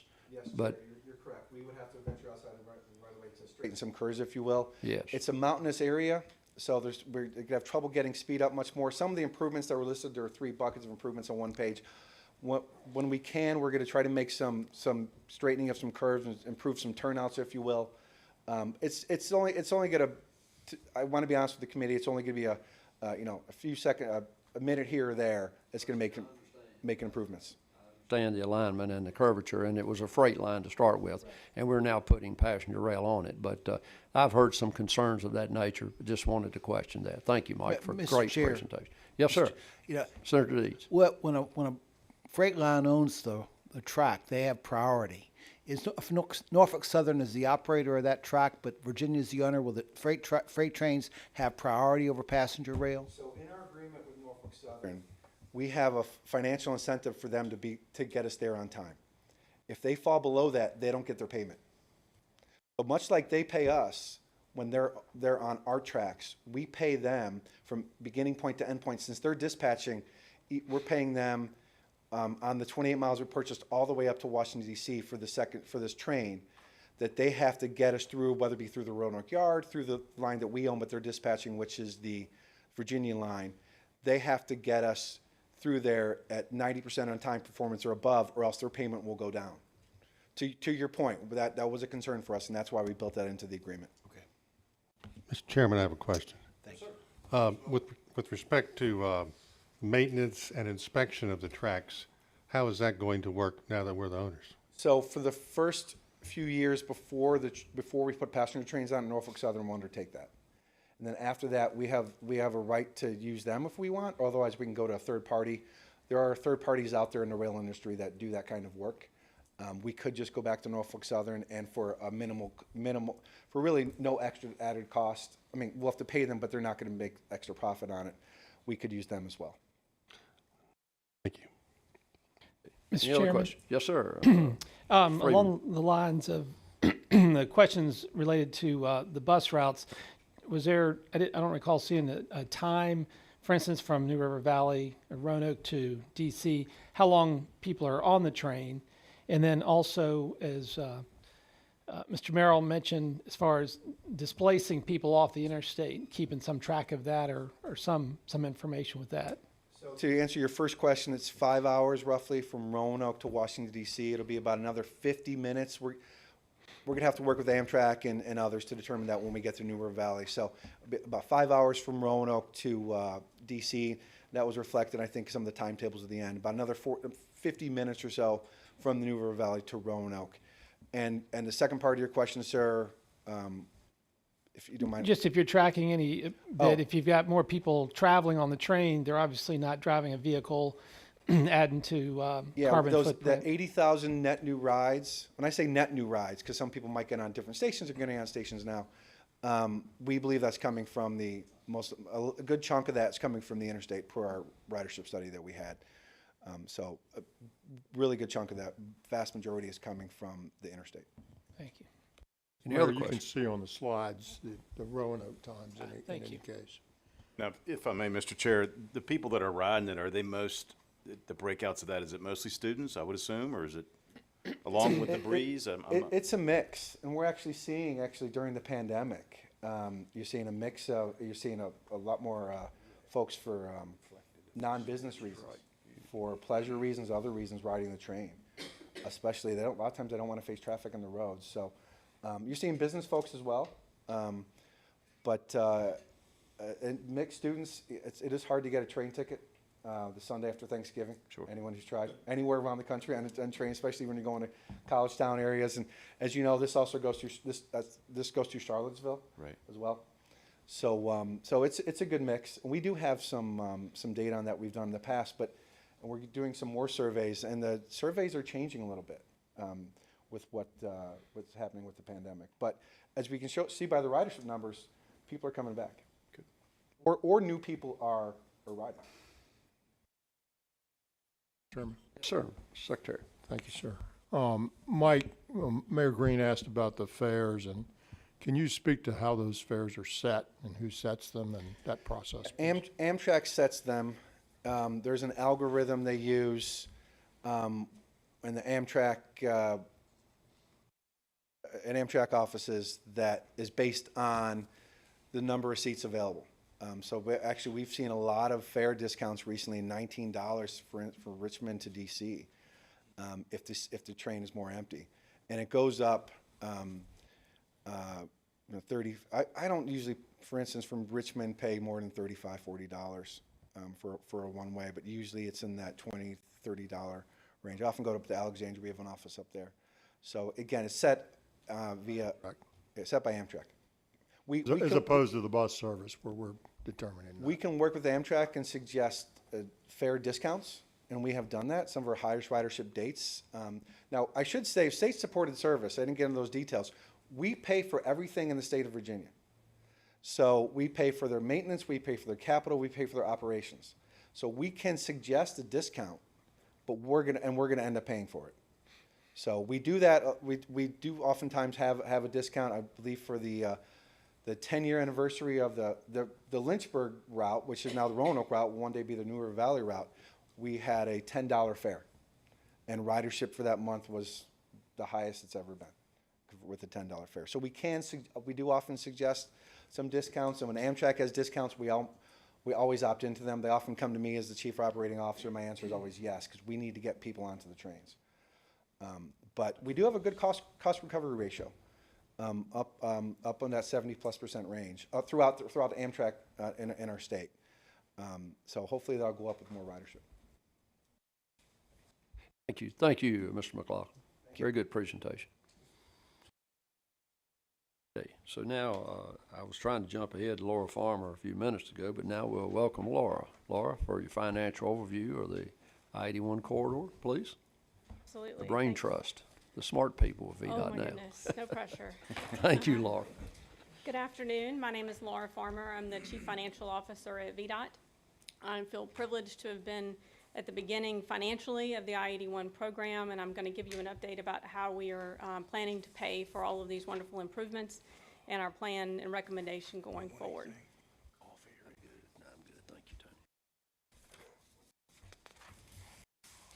In terms of legislative background, as a refresher to the committee, this slide just provides the background of the establishment of the I-81 Corridor Improvement Program and Fund in 2019 during that session, and it also provided transportation revenues for not just I-81, but for the interstate system itself.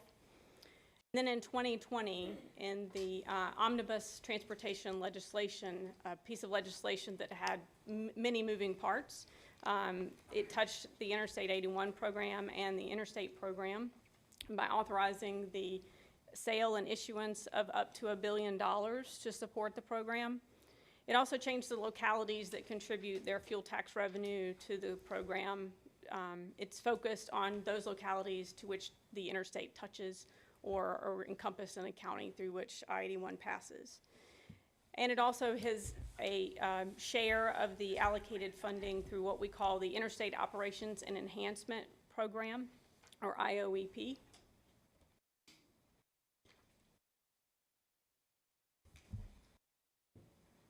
You did it. I did it. I broke it. In terms of the funding sources and structure, there are several components of the I-81 program. It gets the regional fuels tax along the corridor and the share of the interstate program. In terms of the regional fuels tax, when it started in July of 2019, it was an additional 2.1% tax on gasoline and diesel along the corridor assessed at the distributor level.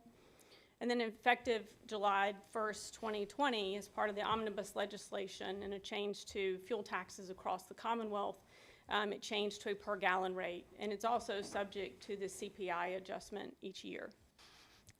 What's important about the fuel tax revenue is that that is the piece of the dedicated funding that can be leveraged to support debt service for the bonds, as well as provide pay-go dollars to support the projects. Additionally, it receives an allocation from that interstate program I mentioned before. And I-81 receives an allocation equal to the ratio of vehicle miles traveled for trucks on the interstate compared to all other interstates in the Commonwealth. And to no surprise to this region, I-81 is the leader in truck traffic across all interstate corridors. So congratulations, that drives the funding, but it also drives the needed improvements as well. These funds are only available for pay-go, so as cash is available and allocated to the program, we use that for projects specifically and not to pay for any debt planned for the program. This graphic provides the planned use of the regional fuels taxes. It supports both pay-go in terms of as the projects are coming online, we use these funds to support their expenditures. It is also set up to provide debt service.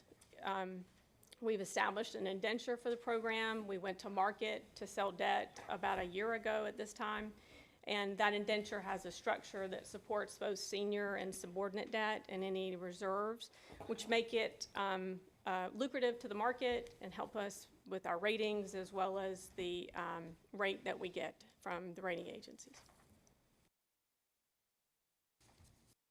In terms of revenue performance and projections, the table on this slide at the top provides the dedication of funds that I just went through for the program. The regional fuels taxes and the Interstate Operations and Enhancement Program. Fiscal year 20 and 21 are actual data. The fuels tax along the corridor has been strong, meeting or exceeding the estimate the last 2 years. In fiscal year 22, when I prepared our slide deck for our meeting today through May, we had received $68.7 million. I looked at preliminary data since we've closed preliminarily as of Monday of this week. And we have slightly exceeded that estimate of $75.7 million for fuel tax revenues in the current year. Just slightly, we're just over $76 million. And so again, meeting the expectations, and we can feel confident in the future with the projections and look forward to updates going forward. This projection goes out to 2028, which is the end of our current 6-year planning horizon, but obviously these revenue streams continue past that time period. The table at the bottom just reflects a snapshot of information for the program. In terms of expenditures through May of this year, between bond proceeds and pay-go funds, we expended just over $100 million. Our fund balance is just shy of $300 million at the end of May, and our bond proceeds stand at $77 available to support project activity. In terms of project cost, when we came to you last April, our estimated project cost of, for all the operational and capital improvements that all the preceding speakers talked about today of $2.87 billion. Based on the current revenue assumptions, our updated model, and improved estimating, we're at $2.7 billion for the entire program, and we believe as they're implemented in phases, the completion of the currently planned improvements will be complete in 2033. Just as a reminder, it is comprised of those two components that David Covington went through just earlier today. No single project exceeds 11% of the total program, and each project is independent of each other. When I came to you in April of last year virtually, the top table represented the output of our model, and we expected completion to wound down in 2038 with the additional of state and federal funding through the IIJA bill, as well as improved pictures on the state revenue forecast. That has been pulled forward to the anticipated completion of 2033. We've also made a change in accordance with CTB policy to absorb the operational cost of the operational improvements after 3 years. VDOT maintenance and operations program funding will begin absorbing those costs, and so that's why you see the operational improvements line not continue past 2028. So Laura, if I might jump in, Mr. Chairman. Yes, sir. Please. So the difference represents about $165 million over the period of the slide. So you're really getting a little bit more bang for your buck because we're funding it out a different method. Yes. definitely. So that's a good news piece. Correct. Just wanted to Thank you. highlight that. Information. This slide provides just the funding by year and by source to support project expenditures. And that's a piece I would like to stress on the takeaway here, is that the program itself and the planned projects are well balanced between pay-go and a multi-lien structure for the debt. We are pursuing TIFIA loans, which I'll describe a little bit currently. That's a way for the department and the board to try to maximize the interest that we're paying on the authorized debt and make our funds go further. Also, over the period, we maintain healthy cash in the fund to deal with inflationary adjustments or other changes over the life of the program that we can not foresee today. On the graph on the left-hand side, the line at the top just represents the expenditure pattern we expect on the projects.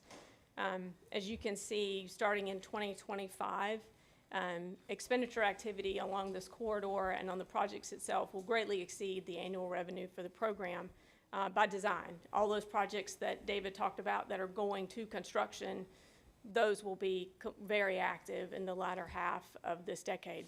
And so those are as expected, and we have a debt plan as well as a managing the cash on hand to see us through that time period.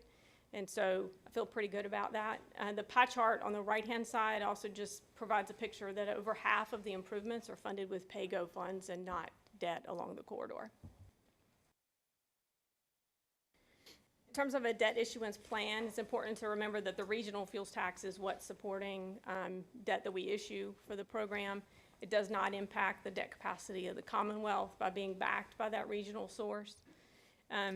It's very similar to the bond programs by other regional authorities in the state, in Northern Virginia and in Hampton Roads.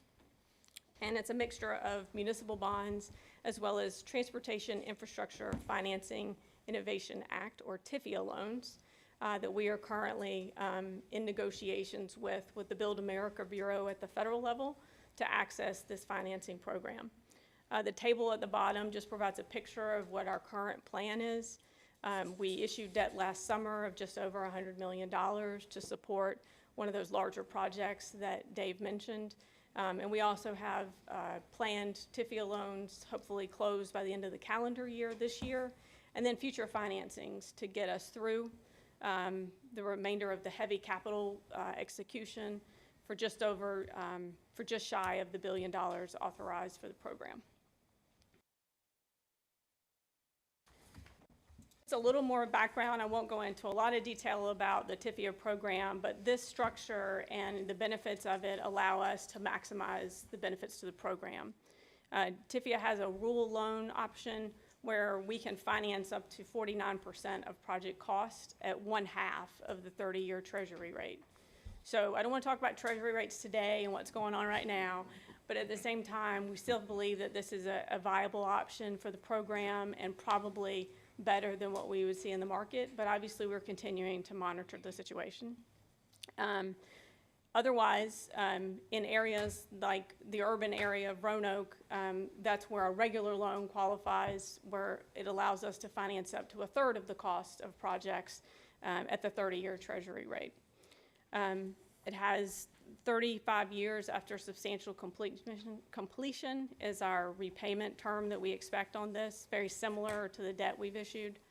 And it also has a flexible payment structure. The most important piece is it just allows us to advance projects with the use of this debt financing, and that's the piece I want you to take away from this today.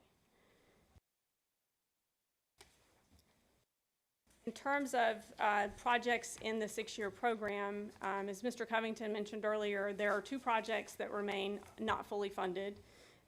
There's a requirement in the Code of Virginia that as projects in the interstate program advance, they need to be fully funded. And so it's really great for us. It provides stability that we're going to see a project through from its beginning to its end and see it completed across all of our programs, not just I-81 or the interstate program, but our entire construction distribution. Those 2 projects are enumerated here. And as Dave mentioned, we think with the additional 6th year being added to the rolling 6-year program, these projects will likely come into full funding very quickly as we adopt fiscal year 29 and 30 onto the end of the program. And as I mentioned earlier, with current revenue projections, we believe we have support to finish the program out by 2033 based on what we know today.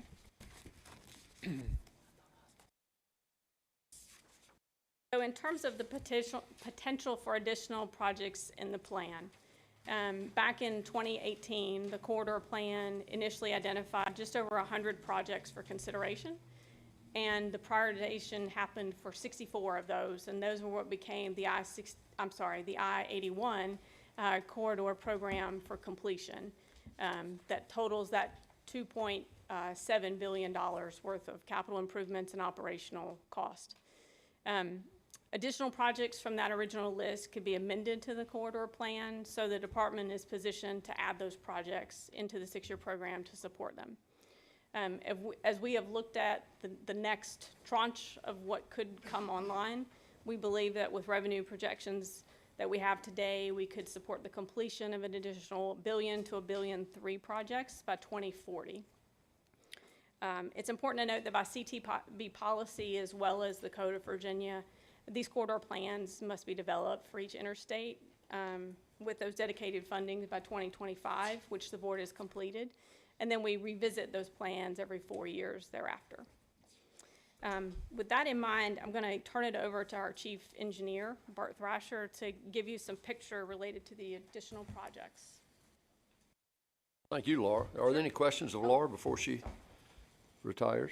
Laura, thank you kindly. Appreciate your information. Thrasher, welcome. Secretary, Mr. Chairman, the brain trust has now left the podium. So he's our chief engineer, so that's a scary thought. You're left with me. To answer Mr. Merrill's earlier question,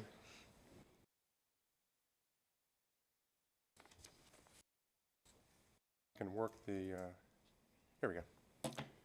So we are looking at other projects, and it's to be proactive on the part of VDOT to do this. We have 64 projects that are capital that we've been looking at over the past since 2018, 2019, and we are looking at projects. You heard Dave talk about earlier the 3 main items we look at on the 81 corridor. It's safety, reducing congestion, and increasing economic activity. When we look at these projects, that's what we looked at. So these are the next 5 mega projects along the corridor that we've reviewed, and these are not in the current corridor improvement plan. These projects have been looked at from regards to congestion, delay of traffic, safety, and economic development. We've reviewed both the scope and the estimates on these projects, and we believe that these represent the largest projects that will have the largest impact on the corridor after the first tranche of projects are through. Now, I'll just quickly go through them. The first one is the southbound widening between exits 137 and 138. Mr. Covington talked about the project before that, that's northbound. This will be southbound. In our Stanton district, northbound widening to mile marker 190 and exit 195. Stanton again, northbound widening between exits 298 and 300. Mr. Covington again talked about the northbound portions of this from 296 to 299.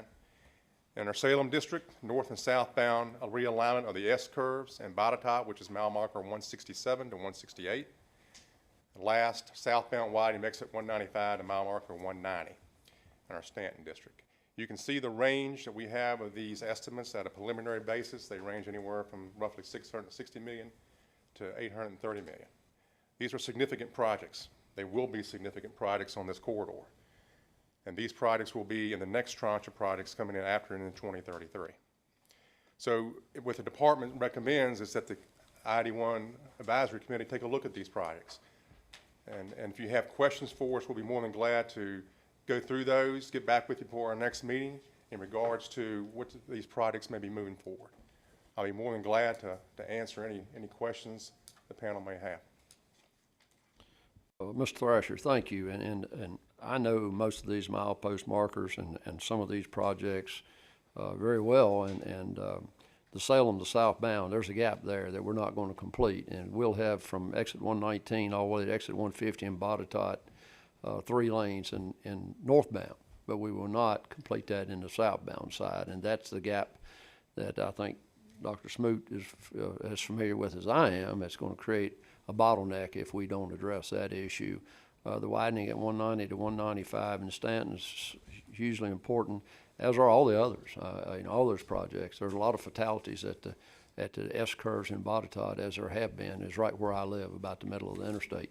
The accidents themselves are not whether I don't want to say they're not bad. They're not as impactful as a diversion of the traffic off the interstate, because we have single lane and through the town of Buchanan and across the river there. There's a lot of problems associated. So I really appreciate the forward look that we're taking with the I-81 improvements, and I think that's significantly important that we do look at our revenues. Thank you, Laura, for that. And we look at our abilities to finance and fund significant improvements going forward. That's doing our due diligence, Mr. Secretary, and we thank you and Mr. Commissioner Bridge and the whole staff for that. That's important for the success here. But any other questions or comments from the committee in regard to these projects? Chairman, if I could just add on. Secretary. It's important to note that we're showing these potential projects. They have not been selected. Would go through this group, also through the CTB, and ultimately whatever we decide goes to the 6-year plan and through that process. So these are ones that have been preliminary identified as likely or maybe potentially likely. And over the next course of months, and y'all will look at them, we'll look at them, and continue to refine them, and there might be different ones that we'd look at. So I just want to make sure it's clear that these are not on the to-do list yet. They're ones we're looking at and thinking that they deserve our time and effort to look at them. Yeah, I agree, Mr. Secretary. We don't know what inflation is going to do to the cost of the construction going forward, and these are revenue projections. We're all aware of that, but I think it is important that we look forward and we do plan. As you said earlier, and I said, we have a revenue stream going forward for I-81 now. Initially, Laura, if I recall, that was about 150 to 60 million a year in projected revenues after the main revenue stream ended. So we do have monies to make improvements, so I think we should continue to identify. But I think I hear you, Mr. Secretary, in regard to this committee. Between now and the next time we meet, I think any information this department can provide us that they see as significant or important for these projects to be considered and to be recommended to the CTB would be very beneficial. Mr. Chief Engineer, we would suggest that you keep us informed, if you would, please, with that. Sir.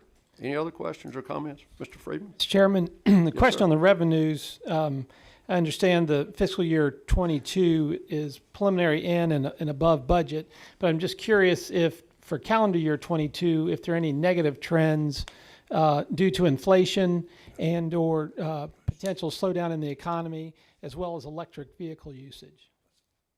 We have not seen a dramatic impact to the corridor in regards to construction of projects and the bids coming in. Now, that's not to say that we won't. We have seen costs go up, but we have been able to keep the costs within the overall program limits financially. You may have a project that may come in high, but overall, along the corridor, we've been able to keep the costs within the overall budget. And the electric vehicle usage is not going to be not going to have a significant impact in 22. Very good. It's insignificant at this point. Going forward, and as you probably are aware, there's a offset that they pay if you have a high mileage or electric vehicle. You pay more for registration. It's discounted, and it's set on I think it's 12,000 miles or so a year that they expect you to drive, and then we go through the math and charge you a little bit more at your. We try to get that tax back at registration, if you will, on a discounted basis. So we calculate it, we discount it down a little bit, and but it won't be significant to these numbers in the next few years. We'll see where it goes from there. Is that clawback that you mentioned, does that come back for this funding, or that's just at state level funding? Well, it's just state level funding at the end of the day, but Okay. Yeah, so to this program, it's just not going to be significant in the short term. Great, thank you. Yes, sir, Mr. Mayor. Yeah, thanks, Mr. Thrasher and Mr. Chairman, Mr. Secretary. I appreciate your comment about these will be studied and are preliminary. Will you go back and verify that these would still have been the next highest priorities, or have there been other economic developments in terms of economic development that may have created more pressure points somewhere along the I-81 corridor, which were not identified back in 2018? Yes, we can.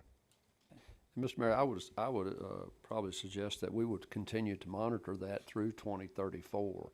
And it would be the position of this body, this committee, to entertain considerations or options to that plan. As between now and 2034 or 2033, when the plan expires, I think we should continue to monitor that. Who knows what may happen in an area with economic development, traffic volumes changing significantly. So, good point. Good point. Okay. Any other questions or comments? Mr. Chairman? Yes, sir. Yeah, just a Doug Will. quick comment. It has a great question and comments about the funding. And I hope it's not lost on anyone. Everybody looking at your gas bill and grocery bill to see what that's doing and seeing what's been happening with this fund. I mean, that's phenomenal. That hats off. Appreciate it. Thank you, sir. Yeah, thank you, Mr. Thrasher. Appreciate your help always. Laura. Okay, at this point in time, before I go to public comment, is there any discussion?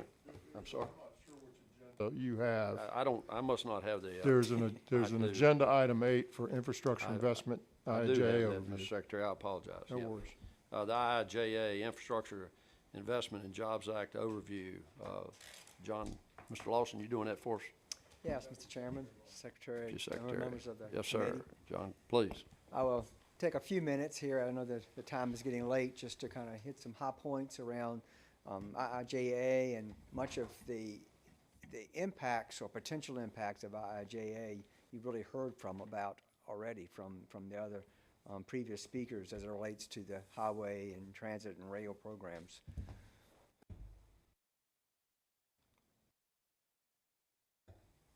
Let's get this to work now. There we go. So just as a refresher, I know you're all aware that the IIJA, or the Infrastructure Investment Jobs Act, was passed by Congress about 18 months ago now. And it included a 5-year reauthorization of the federal bill, which was the FAST Act. But it also included some additional broader reaching transportation programs, some discretionary funds, and some reach into things that had hadn't previously existed. Our goals as we address the program and implement the program were really to make sure we maximize the funds. And to the previous points, we have to deal with inflationary cost, issues driven by supply chain, but we do believe it will provide additional monies to help advance programs and grow programs. And again, you've heard some of that earlier. Our administration is really focused on moving things forward, making sure we get more than our fair share. And we really want to ensure that we have a best-in-class infrastructure. We are standing behind the Commonwealth and all the Commonwealth's localities and partners to be able to support them with federal grant applications. There are numerous opportunities for discretionary grant programs, and we are fully supporting those, whether we are doing it through applications from the Commonwealth themselves or directly, or supporting applications from other localities. The program in whole, this is nationwide, is $1.2 trillion. We talk billions a lot. We don't speak trillions too often. Of that amount, about $550 billion of that is above the baseline of the FAST Act. 470 of that is related to formula funds, and about 180 billion is related to competitive grants. So as I mentioned, there's a lot of grant money to be had. Over the life of the bill, it's a 5-year bill, again, 22 through 26. Virginia's expected to receive across all the breadth of the IIJA about $10.5 billion. And you can see there it comes in form of many different federal agencies. When you focus in on transportation, the USDOT piece, there's about $8.2 billion expected for Virginia. Looking into the Virginia, the transportation component, you can see here across the 5 years of IIJA, there's about $2.1 billion of additional funds available for the Commonwealth. And I'm just starting at the bottom of the page, there's about $1 billion of funds that is being made available for the construction program. And then the other $1 billion is related to the discretionary programs you see there in kind of the top part of the program, those 4 programs: Bridge, Protect, Carbon Reduction, and Electric Vehicles. You notice that of the ones listed here, the ones that have amounts in 27 and 28 are programs that continue. The ones that don't have monies in those years were specifically tied to the 5-year window of IIJA and will sunset unless future action, federal action, takes place to continue them.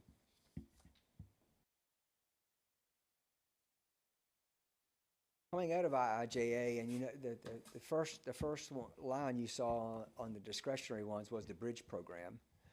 The CTB took action in December, January to get moving on those bridge programs, and Commissioner Bridge has worked hard to put kind of in place a bridge investment strategy, and that is largely funded through the State of Good Repair program today, but he's expanding that to use the bridge rehab funds.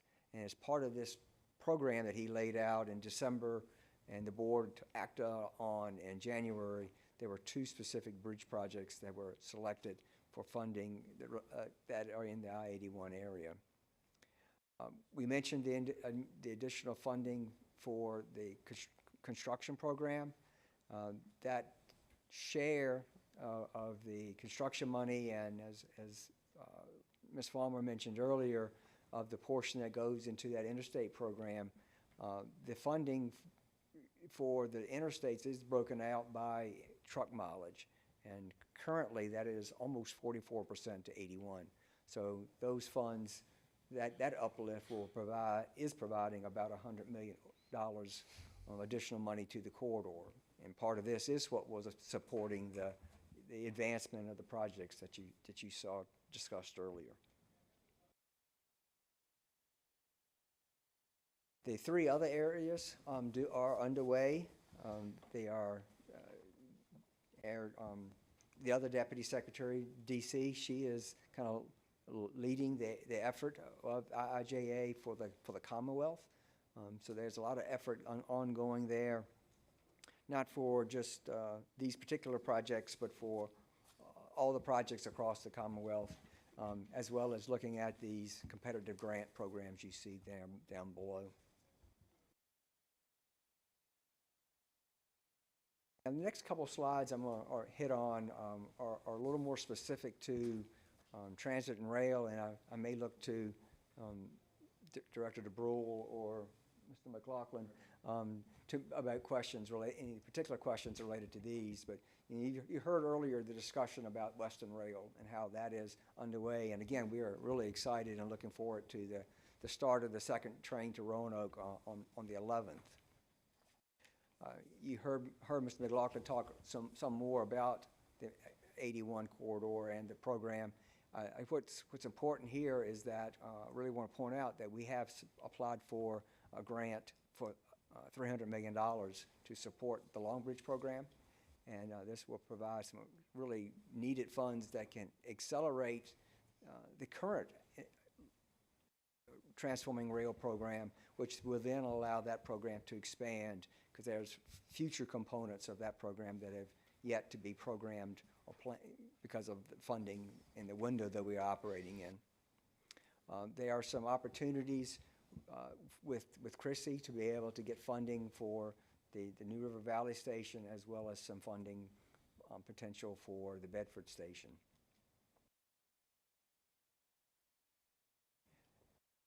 There's some work moving forward on the Bristol Rail Corridor development. As you can see, the framework is kind of being put in place to guide the future development.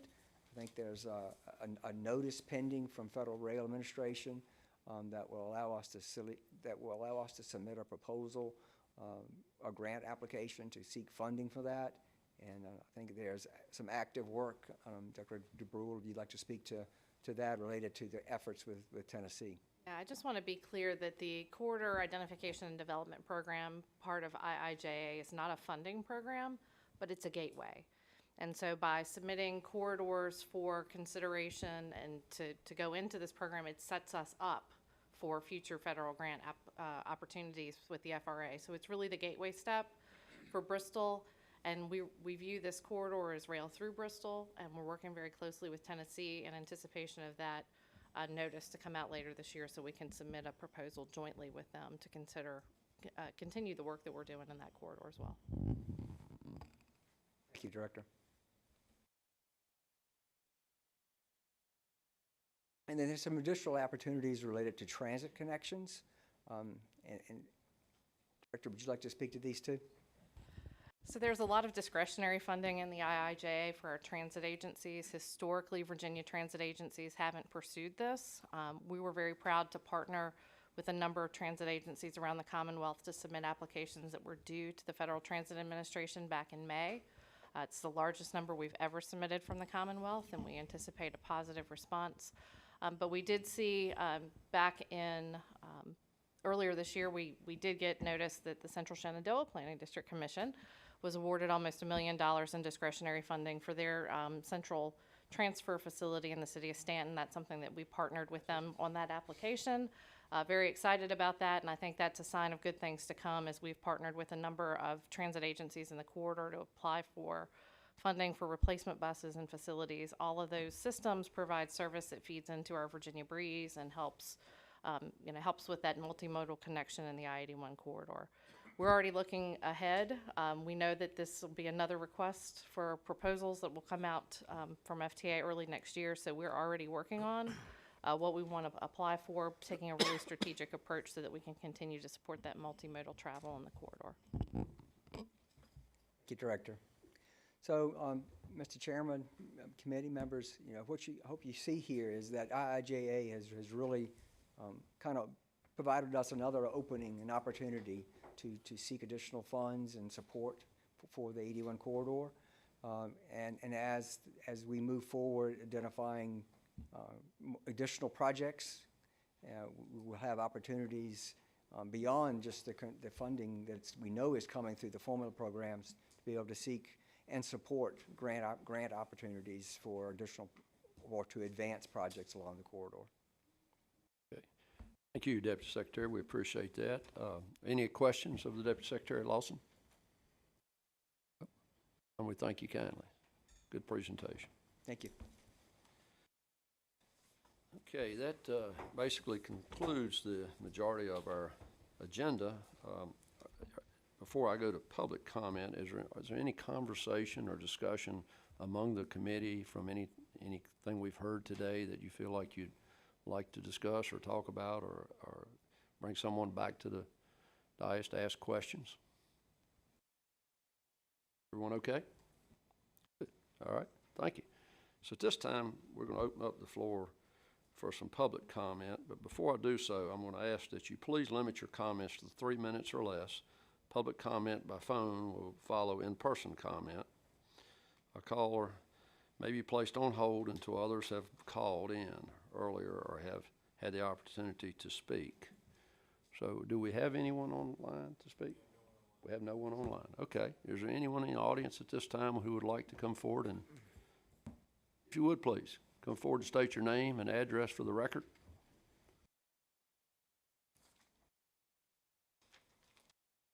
Hi there.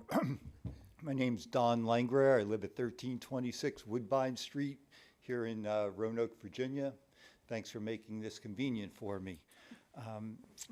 Since it hasn't been acknowledged yet, I'd like to note the sad, tragic passing of Matthew Frazier, a VDOT worker who died tragically on I-81 about a week ago at the hands of a reckless tractor-trailer driver. Unfortunately, he's not the first person to die in that manner on that highway, as you all know. Last year, there were 3 deaths: Gary King, Janet Rittenauer, and Candy Porch. All these people, their families are still suffering because of this behavior on this road.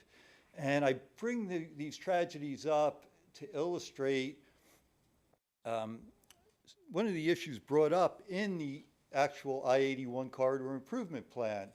It noted in several places in that plan that 70% of the respondents, I being one of them, noted that we really support increased traffic speed enforcement on that highway. And it's not happening. And because in that improvement plan, it also noted that this committee was tasked with forming an I-81 corridor speed enforcement task force. And I bring that up, and I wanted to bring this up specifically with all of you because it's almost 4 years now. And I've watched a couple of these meetings online. I'm here today. I've read through the minutes, and I haven't seen any mention of this task force yet. And so my specific question to you all is, do you have any intention of forming this task force? And if not, why? Okay. It's great to hear $400 million being used to increase more asphalt on the highway. That may limit, that may decrease some of the congestion on that road. But we know, I think we could all agree, that those additional lanes are not going to cure or solve reckless speeding by tractor trailers on that road. You know? And so I appreciate the opportunity to address this issue with you, and I really urge you to consider forming that task force and getting something going. Okay, I'm sorry, would you state your last name again, please? Langrehr. Langrehr. Mr. Langrehr, thank you. We appreciate you being here, and we do regret the fatalities that happened to our highway workers. It's a very dangerous place to work, and I apologize for not mentioning and bringing that as a moment of silence when we began this meeting today in consideration of that family. I think that gentleman was from Clifton Forge, as a district that I represent, and so I regret that deeply. I don't recall the petition in the legislation for the speed task force, but I will go back and look at that. I will say part of our problem has been our state police are currently down. I say currently, I don't know the exact status, but we were over about 300 troopers for a significant period of time, and our superintendent of state police has had a difficult time filling those positions. We're currently, through the budget appropriation, we had a significant increase in pay to try to encourage and promote and recruit more officers, and we do need more officers on the highway. I understand. I think we've done quite a bit to improve the enhancement of safety along the corridor for the motorist, for people traveling in passenger vehicles and trucks. But we certainly got a long ways to go. But I will go back and look at the responsibility associated with the speed task force and see what those requirements are and see if we can't make improvements there, Mr. Langrehr. It's pretty clearly labeled in that report. There are 3 specific recommendations. Sure, I'll see what that detail is. Thank you kindly for coming out today. Appreciate it. Anyone else in the audience who would like to speak or address the committee? Okay. Any other business to come before the committee? Secretary, you have any?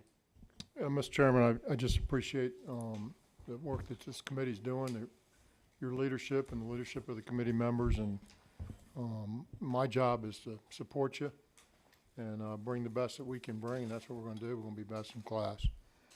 Just as a point of information, it's not relevant one way or the other in terms of the tragedy, but the worker that was killed was a contractor. He wasn't a VDOT employee. That doesn't change the fact of the tragedy, and our hearts and prayers go out to his family. So I just wanted to make that point. But, you know, we lost 29 people last year on the highway and work zones. 29 folks. And I was at a memorial, if you will, earlier in the year down in Fort Monroe, Virginia. And when we were celebrating or memorializing at the same time Highway Work Zone Safety Week, which was started by a VDOT employee and has gone national. So we were part of a national remembrance and of folks that were killed. And there was a young lady that came to speak who was at a rising senior, I think, University of Tennessee. And she was on a scholarship provided by this group. Her father was one of those folks that got killed some years back. And when I got there, there were 28 orange and a couple black cones. And I wasn't sure what that was all about. They're arranged in sort of a formation. And that was representing the people that got killed on our highways last year in work zones, right? We had another almost 1,000 people killed on the roads of Virginia last year. So it's a huge problem. It's getting worse, and we are battling it, I can assure you, with every way that we can. So, Mr. Chair, if Senator Deeds. about 13 or 14 years ago, there was a trooper who was from Bath County but was working somewhere else and was killed in an accident. I think up in Clark County, maybe.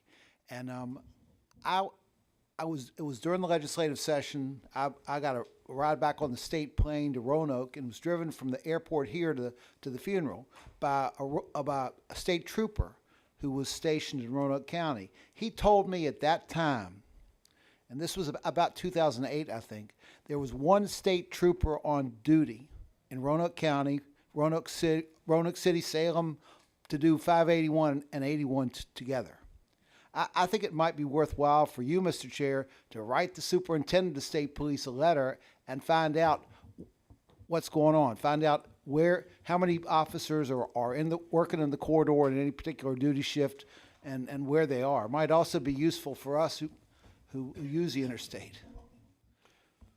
It is a good question. I think there are other things we can do to deal with speed. I think things with engineering or with signage that might relate to speed. I remember former Delegate Ben Klein, now Congressman, talked about taking old used police cars and stationing them along the interstate. Well, I thought that was kind of silly at the time, but I don't know that it's that silly. I mean, anything that'll slow traffic down is worth considering. But you might use your leverage to reach out to the superintendent and try to get him to give you a report. We will certainly do that, Senator. I'll be happy to write a letter to the Superintendent of State Police and ask for that. I don't know, I just had a conversation with a representative of State Police on our way home from Richmond yesterday, and I asked the question of how many officers we were down at this time, and he said, I don't have that report. I can't answer that question specifically, but I know at some short time ago, we were still down about 300 officers. Mr. Chair, I think that is absolutely correct, but I know that in the budget, there's a significant amount of money for raises and also to deal with the salary compression issue. That's correct. So we've taken some important steps to rebuild that force. It's just a question of whether they're able to fill the vacancies and get them out to work. I will write a letter as a representative of this committee and request some information from the superintendent, Senator Deeds. I thank you. I would like to thank the secretary and his cabinet and all of the VDOT individuals and Ms. Day, who does such a phenomenal job organizing this meeting for us, and everyone. I thank all the citizens representatives and legislators. What we do is often not easy in Richmond when we have to raise revenues, raise fees to generate revenues to make these kinds of improvements, but they're necessary and it has to happen. So I thank all of you, the CTB members present today. All of you do valuable work for the Commonwealth, all three transportation districts. You guys and your staffs do great work. We'll get there. We're making improvements, and that's our responsibility, and that's our task of this committee, is to continue to make those improvements. So I thank each of you, and we'll entertain a motion to adjourn. So moved.